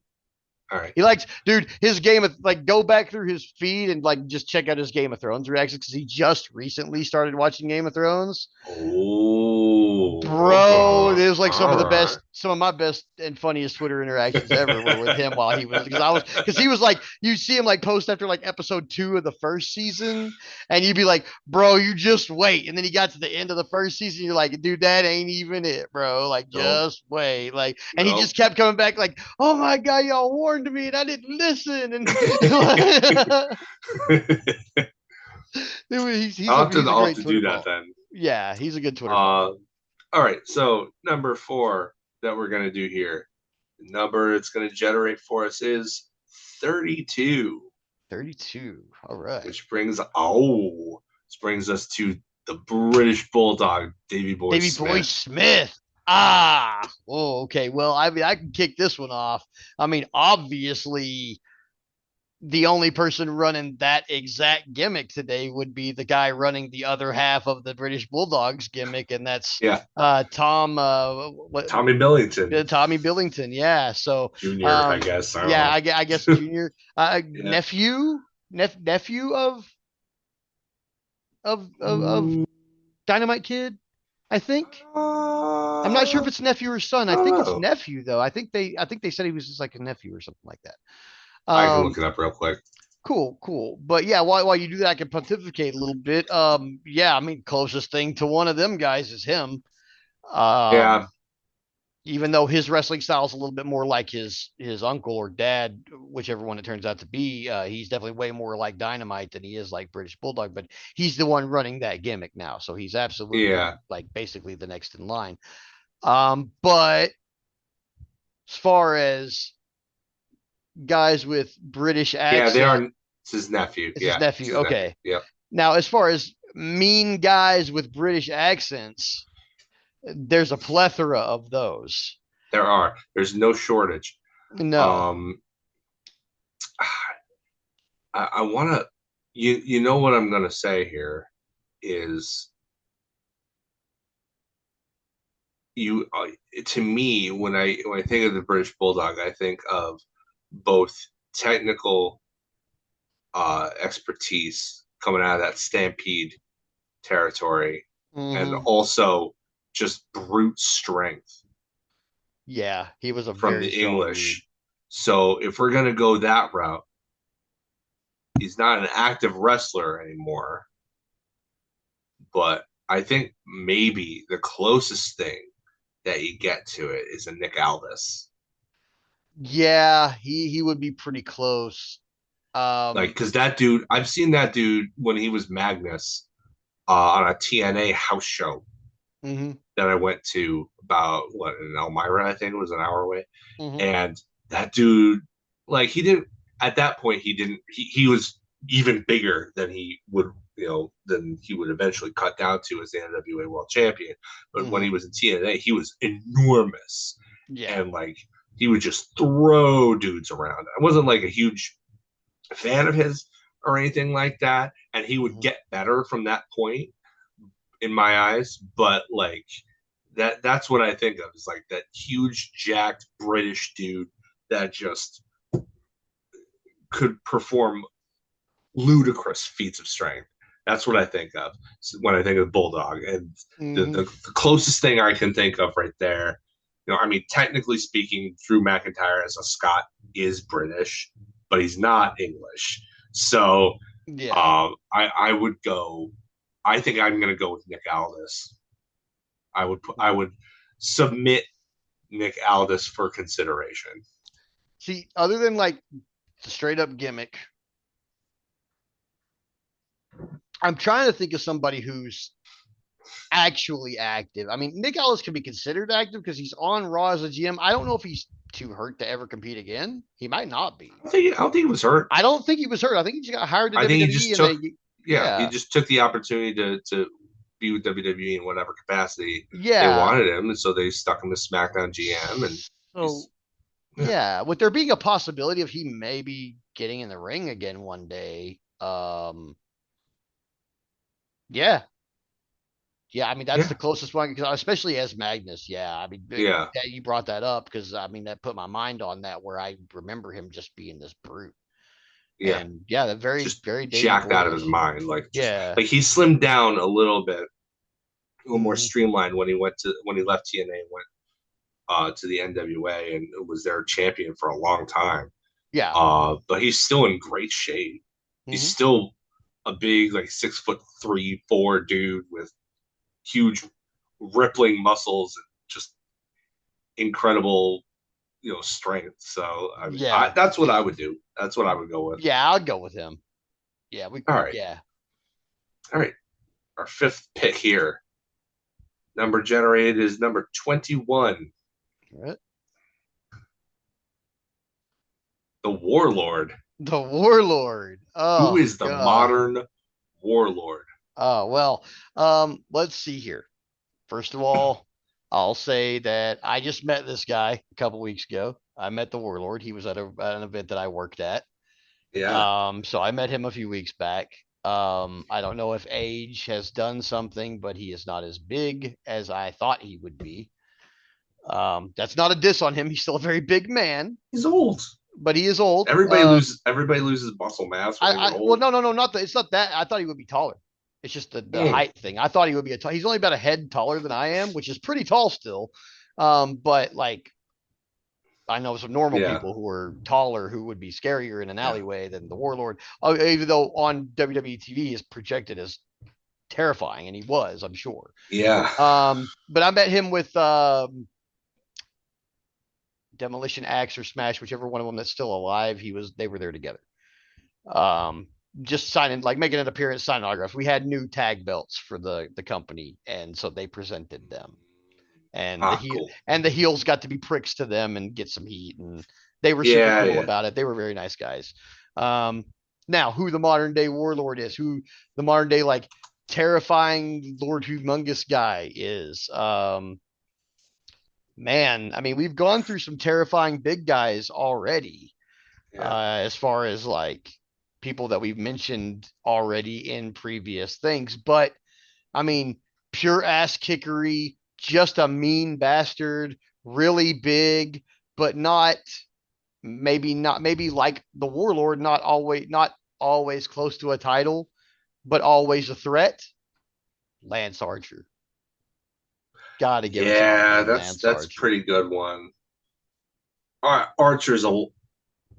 Archer. I feel is a lot better in the ring, but Mm-hmm. he honestly though that is the spot that he occupies though. Yeah, always a threat, but not really a Yep. title guy. Yeah. I mean, he might get a tag title out of this run. Who knows? I mean, Well, we so did the private powers of pain, party. right? Yeah, we'll see what happens. But Yeah. um, Uh, yeah, yeah, that's who I I would think give it that's to. as I mean that's as good as any. Like there are other big guys I could think of, but they could probably be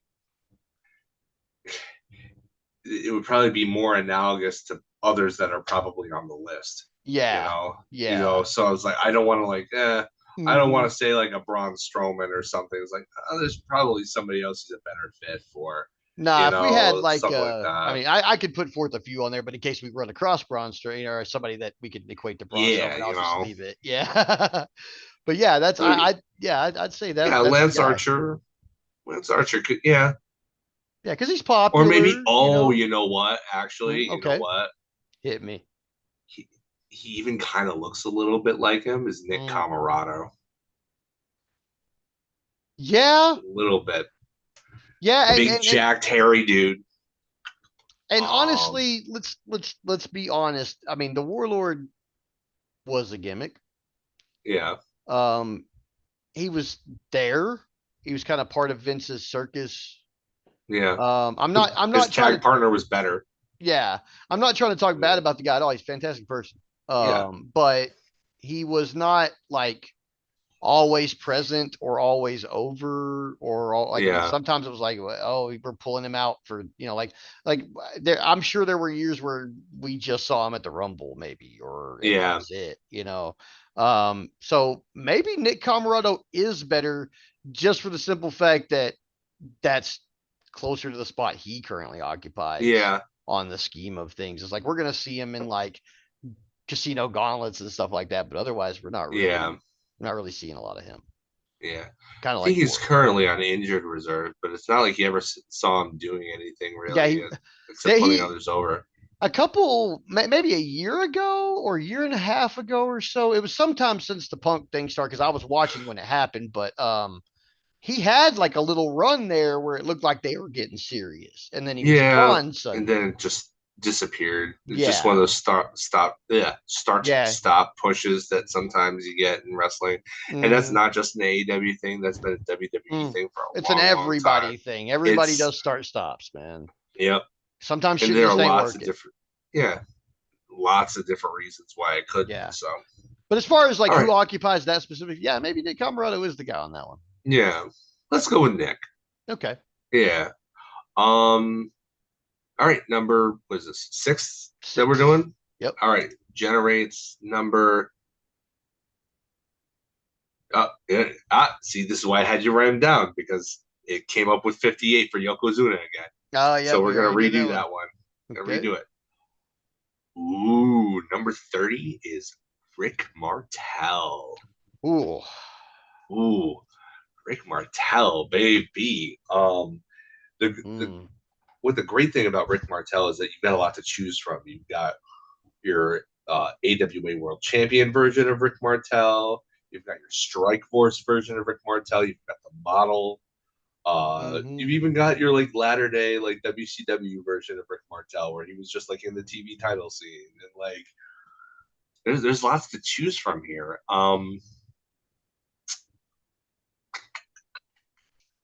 Hmm. So when I think Man. of the Rick Martel, you think of somebody who's technically proficient, Mm-hmm. A body guy. adaptable, a body guy A who's body guy. adaptable from like a character standpoint, because the model was much different than anything else that he ever did, Mm-hmm. and he killed it. He Yeah, he freaking did. killed it. Um, so who's a body guy who's good in the ring and is also creatively character adaptable? Ooh, man.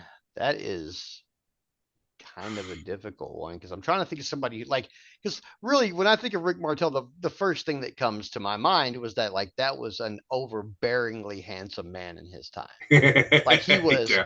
uber There's a reason that he got that gimmick. yeah, like It's people because like he could have been a model. you Like, said anybody on the internet can say whatever they want about me after this, but dudes know when other dudes are handsome. Okay, we yeah, know. All right. yeah. And Rick There's no shame in Martel, admitting that. that was a handsome man. Yeah. So who I have is made just several mentions on this podcast in the 4 weeks we've done about how Shibata is a very handsome man. he Like is. He is. he literally before his brain got all blood clotty, he could have been, and he got kind of grizzled when he came back. He really could have been a model. He could have been. He was Mm-hmm. very good looking guy. Still is. So I'm trying to Um, think like who is that like super good looking dude who just adapts really well to everything he does. And there's a this is few. another one where the first guy that comes to mind is actually somebody that I would bring up for somebody else. Hmm.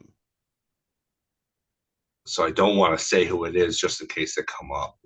Mm-hmm. Um, let's see. Gosh, it's rare to have a body guy actually be like a techer.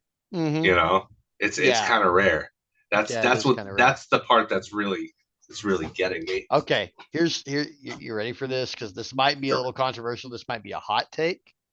Ooh, This might be somebody spicy. saying I'm doing something weird in my mind. Who knows? Maybe this is mental gymnastics that got me here. But a body guy, somebody Okay. who's got a pretty good physique and is a handsome Mm, dude.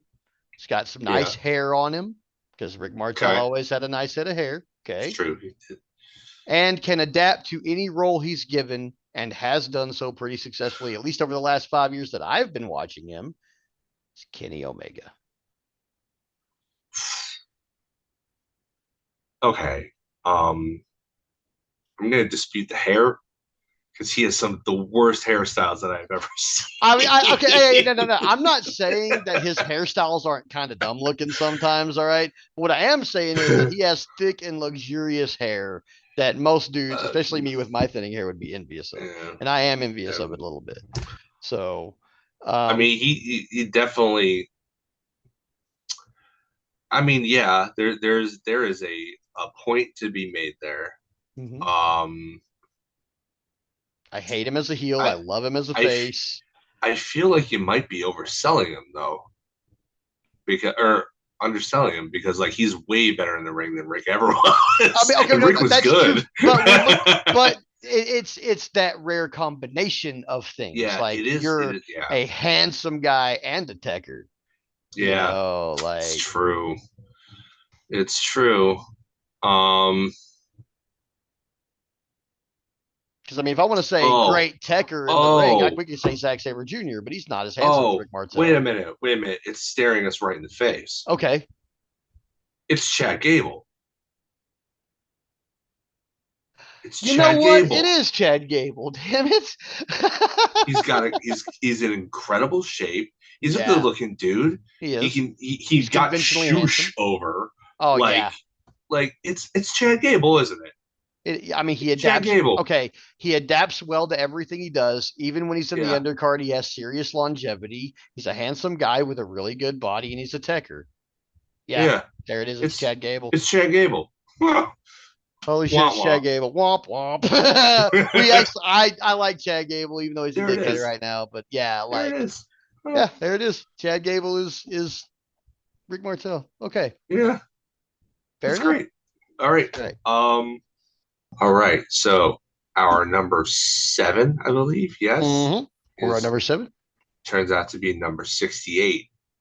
All right. Bam Bam Bigelow. Oh man. And now I'm regretting my Keith Lee choice. Oh man. Okay. Oh, Bam See? Bam. This is what I was afraid of. Who's a bad man like Bam Bam? Man. Um. Whew. Former bounty hunter, again, ludicrously athletic for his size. Um, Main event at WrestleMania. He did do Mm-hmm. that, Yeah. and then got kind of quietly dropped. Yeah, It's like, oh, that thanks too. for teaching LT how to wrestle. Here, we're gonna try and make you the number 2 babyface under Diesel. Yeah. Um, yeah, that didn't work, did it? No. No. Killer run in Bam, ECW. Bam Bam Bigelow. Um, man, you know That's what's a making tough me one. realize is that there aren't enough fat guys in wrestling I know, right? There's just not enough big anymore. dudes, super athletic big dudes. There's, Everybody's either small or a body guy. yeah, Like, pretty much. um, It's about 6 of us left. gosh, who's the Bam Bam? I can't say Keith Lee because I picked him for Yoko. So who do I say? Man, I I mean, mean, you got something? Because we could use Bronson Reed because we could use Bronson he's a Reed. big That guy who's dude is athletic and mean as ludicrously hell. athletic.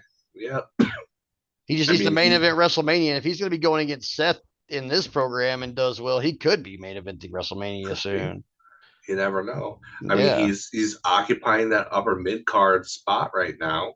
Mm-hmm. Um, yeah. I mean, let's go with Bronson. I mean, let's hope that he does. I mean, the one thing that he has on Bam Bam is that he is a former title holder. Yeah. He was the NXT North American champion for a little bit Mm-hmm. there. So there's at least that he has going. Bam Bam never won a belt in WWF. Yeah. Yeah. He was there with them on and off for a while, and he never won anything until he went to ECW. Yeah. Oh man, his ECW So run was something too. I liked it. yeah, But yeah, um, Bronson Reed. I mean, he's got the same that Bronson Reed. attitude. You know, that the right attitude. I could see him with a shaved head and a flame tattoo. Yeah, It'd be he can scarier do a than it car. already is, and he can do He can cartwheels. do a car wheel, right? Yeah, Yep, yeah, he yeah. sure Okay, can. yeah. Let's go with Bronson Reed. All right, sure Bronson can. Reed, upper mid card guy, big dude. Yeah, makes sense. Yep, All right, number 8 then, generating number 34, 34. Greg the Hammer Valentine. Oh man, who's your grizzled old hand that was a grizzled old hand from day one?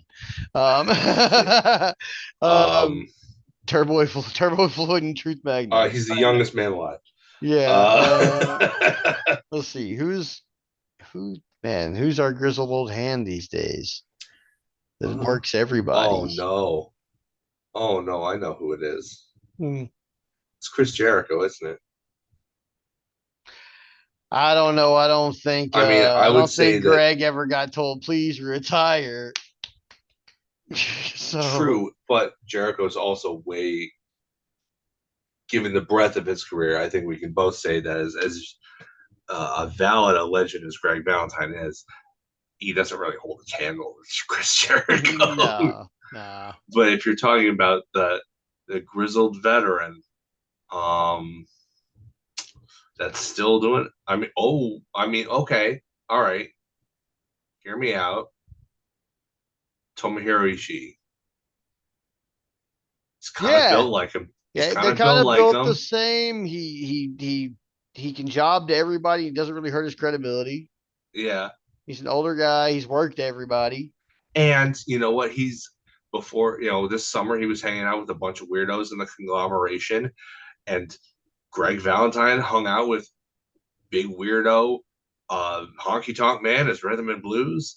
Like, He did. I He mean, did. there are parallels. There are parallels. Yeah. How many dog collar matches has he been a part of? Probably not many. New Japan tends to do straight matches, Yeah. but I bet that if you could actually fit a dog collar around that thick neck of his, I bet the match that he'd have would be bloody and legendary, just like Greg Valentine and Roddy Piper in Oregon. Hmm.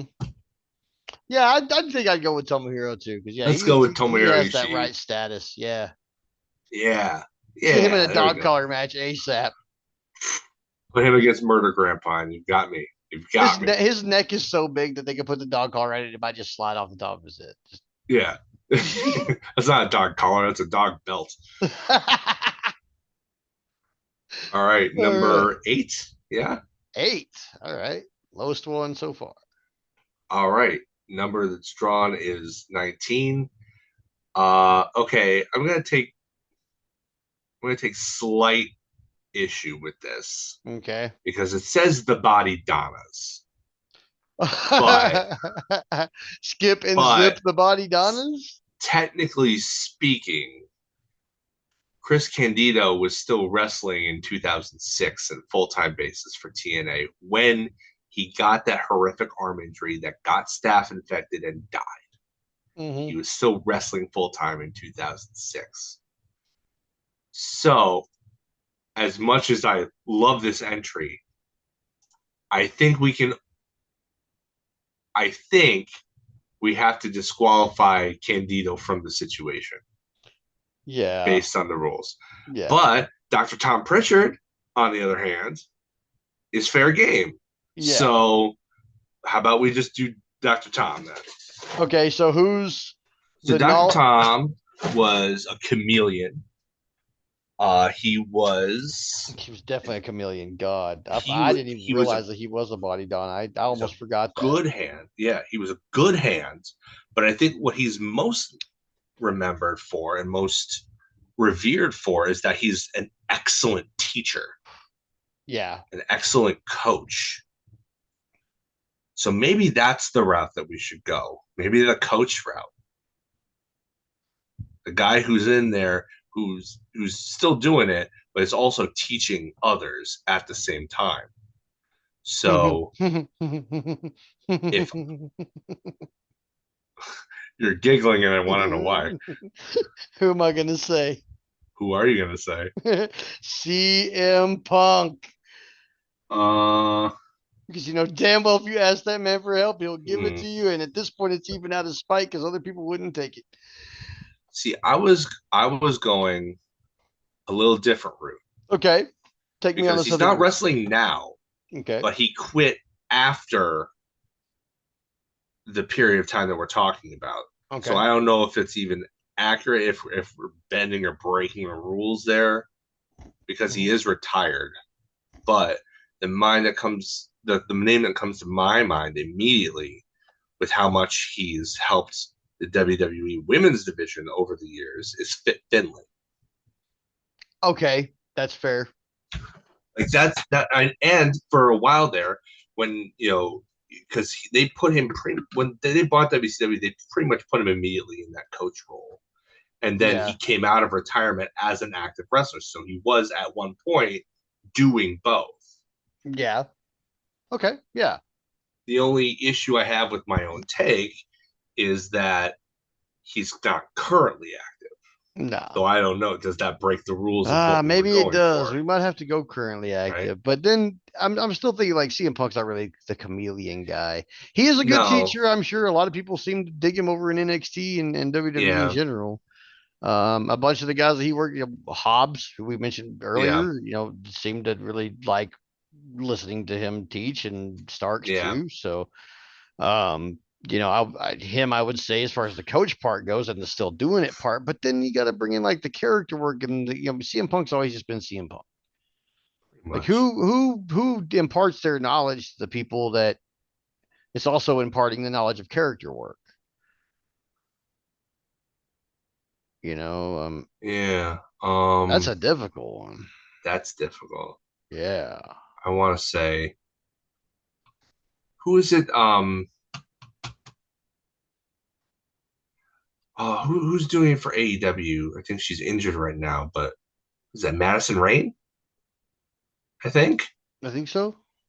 I mean, considering she was one of the beautiful people, you gotta think that she's coaching those girls on character too, right? I would hope. Yeah. And she's a good hand in the ring. Mm-hmm. Like she's not And like she's still anything like working. Yeah. she's still working when she's healthy. Yeah. But she's also Maybe training. So maybe it's Madison Rain. yeah. Oh no, you know what? What? I Ooh. got one. I got one even better. It's Serena Deeb. Oh, of course. Because Yeah, my it's wife deep. sat there with me and watched the whole CM Punk Yeah. Straight Edge Society thing, and loves Serena Deeb in AEW, and did not realize that that was the same girl. So there's Oh, your chameleon right there, there's your who chameleon. imparts her knowledge, Deeb's dojo, Yep. and is still currently working and kicking ass. Yeah. You know what?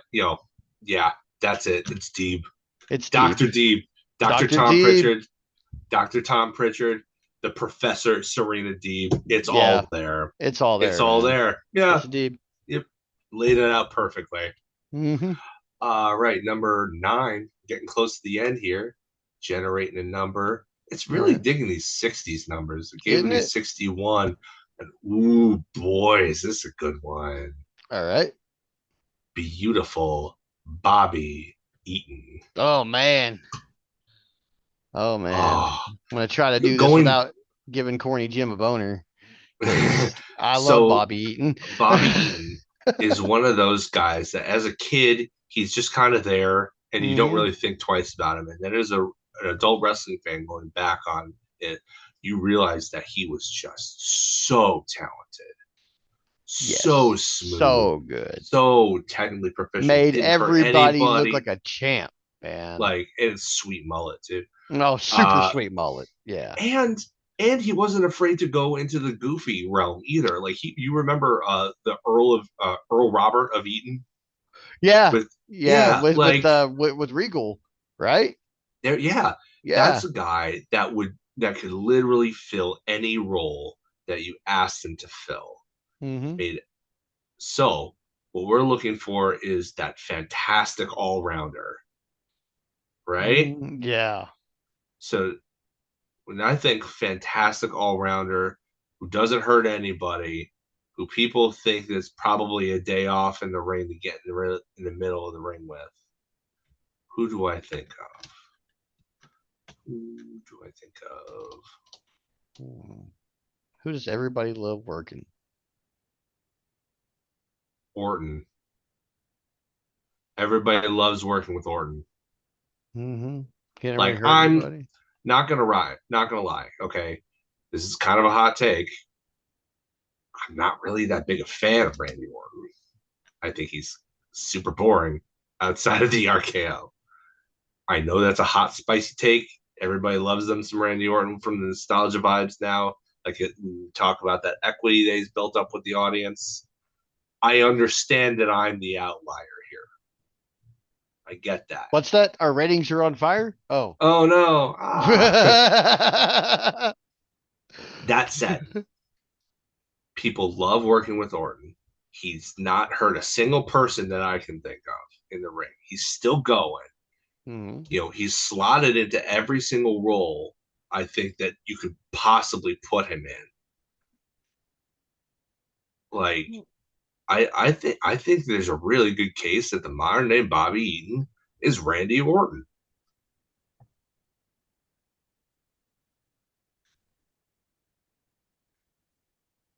I got to give this one a little bit more thought because Yeah, I like Randy Orton as a choice, but I'm trying to think of somebody like kind of like the last one where we kind of honed it in a little bit more. yeah, I'm trying to think of somebody who is that same day off and hasn't hurt anybody and all that. And but I'm looking for. I mean, Bob Eaton was never the world heavyweight champion, you no, know. it's true. So who? And I mean, I'll give more points to Orton than what we've already given him. He works great in tag teams with multiple people. Mm, You know, he's had crappy tag teammates and good tag teammates, and still pulled a good program out of it. yeah, So, makes it work. yeah, he makes it work. Which I mean, where I give him more points in the column, even than even then. So, but who fills that same role that hasn't won the strap? That maybe kind of like Eaton with everybody, like as when we were kids. Like, I mean, of course, to hear it from anybody else who was a contemporary of his, everybody respected him and knew he was fucking great at what he did, Yeah, and he was the guy. So, I mean, the boys were fans of his. yeah. So so I'm trying to think like who are the boys a fan of that maybe the general audience is accepting May not of, quite appreciate. but Yeah, may not really appreciate as much as they should. Because now us, like really yeah, digging into wrestling, you go back and you watch a Bob Eaton match, you're like, this guy was a great, technically proficient wrestler. yeah, Like, he really knew how to wrestle. Um, so who do you look at and be like, man, they really do know how to wrestle. They're just not. They're just gonna get that love later when people realize how great they are. yeah. Um, and I'm trying to think like who's a mid card guy who has matches with literally everybody. Oh, Well, I mean, I'm thinking this may be a little bit of a stretch, but okay. you could put somebody like Shelton Benjamin in that category. Yeah, because I still think people don't appreciate him as much as they should. And Yeah, he's had a bunch of like different he, tag teams with a bunch of awesome people, and he's really great at it. And he's a really good mid card guy who's never won the big strap, who everybody appreciates, yeah. but not as much as they should. I'm sure the boys are all fans of him. I don't think I've ever heard anybody say anything bad about him. I'm sure he's never hurt anybody. Yeah, So yeah, Shelton maybe Benjamin. Shelty B. Yeah, Shelty B. that may Your modern change. day. That may change That may, shortly. yeah, I He mean, could end up he's with the big strap on him in AEW at some point. I mean, it's you know at how some Tony point. Khan likes to do things. Yeah, So he does like to do he things. does like to do things. So he might just Yeah, see. He might just be like, you know what, this man deserves his flowers. He's going to have this title around his waist for a month or two. yeah. You never know. I didn't expect it to be off Swerve already. So here we are. Yeah. You know. All right. So Shelton Benjamin. All right, last one. Last one. What number does it generate? Number 40. Ooh. 40? Who are the modern Road Warriors? Oh, fuck. This is a loaded question for me. Because as we discussed in our very first Call It in the Ring segment, the Road Warriors are part of my very first memory of wrestling. Yeah. So, what big, beefy, brutal tag team evokes that kind of emotion from me? It's a very this kind of makes the question a little more personal than it should be for me, but I can put that I can readily put that aside if necessary. But man, that's a tough one. Who's the modern day Road Warriors? There's a lot of people pretending that they're the modern day Road Warriors. Yeah. That's for damn sure. I we need to set aside the part of the gimmick that they had in the 80s where they bolt to the ring and everybody flees in terror because unless you're doing the exact same gimmick, that's not going to happen. No. That being said, what you have left are two big dudes who beat the crap out of you, take no prisoners, Don't sell shit. don't sell anything. So who does that leave you with?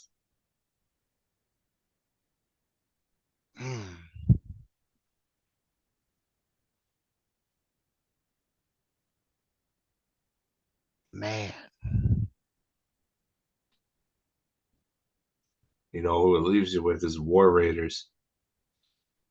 Oh, I mean, fucking fair. All right. Yeah, Yeah, I that, just that I leaves you with the just War watched it. Raiders. Yeah, it leaves you with the word because like I'm sorry, I have a hard time calling Ray Death Row because he said such a cool name. His name Yeah. was fucking Raymond Death Row. Like Yep. he was the coolest fucking dude. Like he's a big bad man. He's fucking legitimately scary. Yeah. But a nice guy, like you never guess. Um, but yeah, him and Ivar, yeah, they just destroy people. What they Yeah. did, like a good example is what they did to Akira Tozawa this week. Like that, god dang, it was ugly in the best way. Like it was just like, oh, they killed him. They killed poor Akira. Like he's Oh, eating through a poor. straw for a few weeks. He's laid up at home. Like we're not gonna see him for a while. Otis might have to come for revenge. Yeah. Um, they readily and easily laid out Otis, which is Yeah. crazy because it's hard to get that man on his back at any point in the match. Yeah. That dude Um, is rotund. he's rotund and he's like got the muscle mass that makes it even harder for him to move. Not And only he's that, but still he's short too, yeah so he's it's all short. compacted in one. You can't like spread that weight as evenly Mm-hmm. over a wider space And to he make still it. manages to move like a madman despite all Yeah. of those factors. So I go Otis. Got a But great yeah, I worm. mean the war. Yeah, he does have a great worm. I can't do the fucking worm. Okay, Me so neither.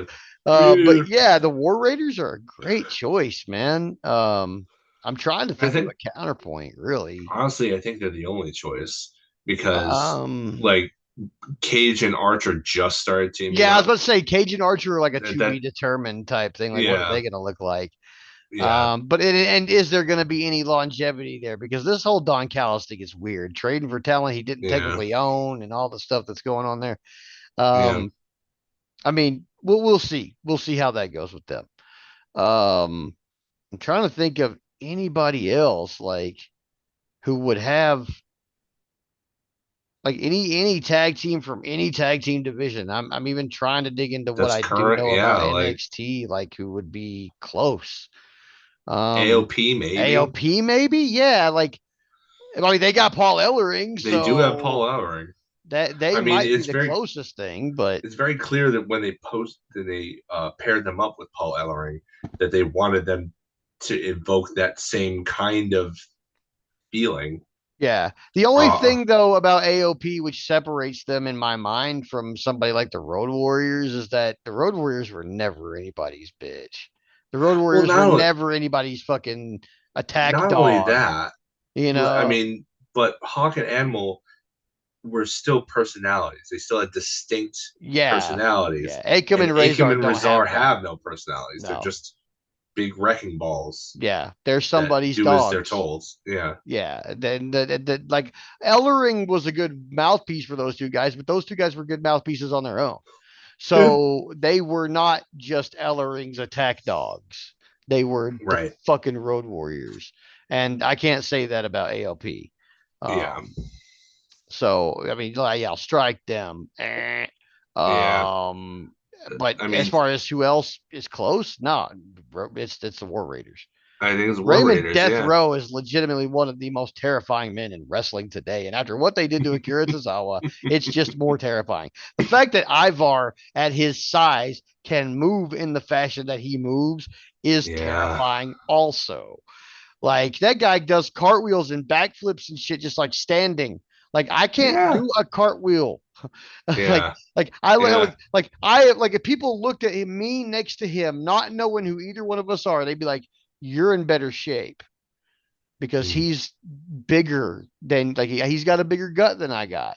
It's what it is. But he can also do a standing back tuck with that gut, and I can't. No, I So can't. I can barely put on my socks anymore without right, straining. right. Like, So yeah, like those guys are terrifying. Like Raymond Death Row is legit. I mean, it may be I might be a little biased on this one because I've met him in person, but he's a terrifying dude. He's a big yeah, terrifying. Like maybe Brody King and Buddy Matthews could have been put in here if they were booked better yeah. because they're about the same Maybe. terrifying wise. I mean, Buddy Matthews is just jacked. Brody King's just terrifying. Yeah, And they could definitely pull off a Road Warriors s gimmick if they were booked to. But yeah. I think the House of Black Ball hath been fumbled, and Um, we'll see. I think it can be recovered, I mean, but I think it can. it's not the same. I mean, even if you added Buddy Matthews in there, like just because Hawk was the one who jumps from the turnbuckles in the Doomsday Machine doesn't necessarily mean he was a high flyer. You know, like Yeah, Buddy yeah, Matthews is a different kind of athlete than Hawk ever was. I mean, yeah, Brody King would obviously be the animal of yeah, that tandem, but like Hawk was never. He was still another big power dude. Is the thing. He just yeah. happened to be taller and a little bit more nimble on the ropes. That's Mm-hmm. really the biggest difference. That's why he was the one who leapt off the top rope, because he could do it, not Yeah. because he could do anything else off the top Right. rope. Right. I mean, we only So ever saw him fly off the top rope for the Doomsday device, or that one time he flew off the Titantron. Um, he was pushed by draws. okay. Okay. I don't know he he was was. he that was an attempted murder. Okay, we're about to have a Han shot first situation here because no, he was not. He fell. Draws didn't even touch him. Draws shot first. But yeah, draw shot first. But Oh yeah, man. I think that was really fun. That was And fun. I enjoyed if we that. ever decide to do anything quite like this again, I still have this list, so we can just keep the ones that we crossed off. Mm-hmm. We can do this. Yeah, if I'm feeling lazy, we'll do this again. Heck How yeah. about that? I'm down to do it whenever. That was fun. I enjoyed that. That was fun. Heck yeah.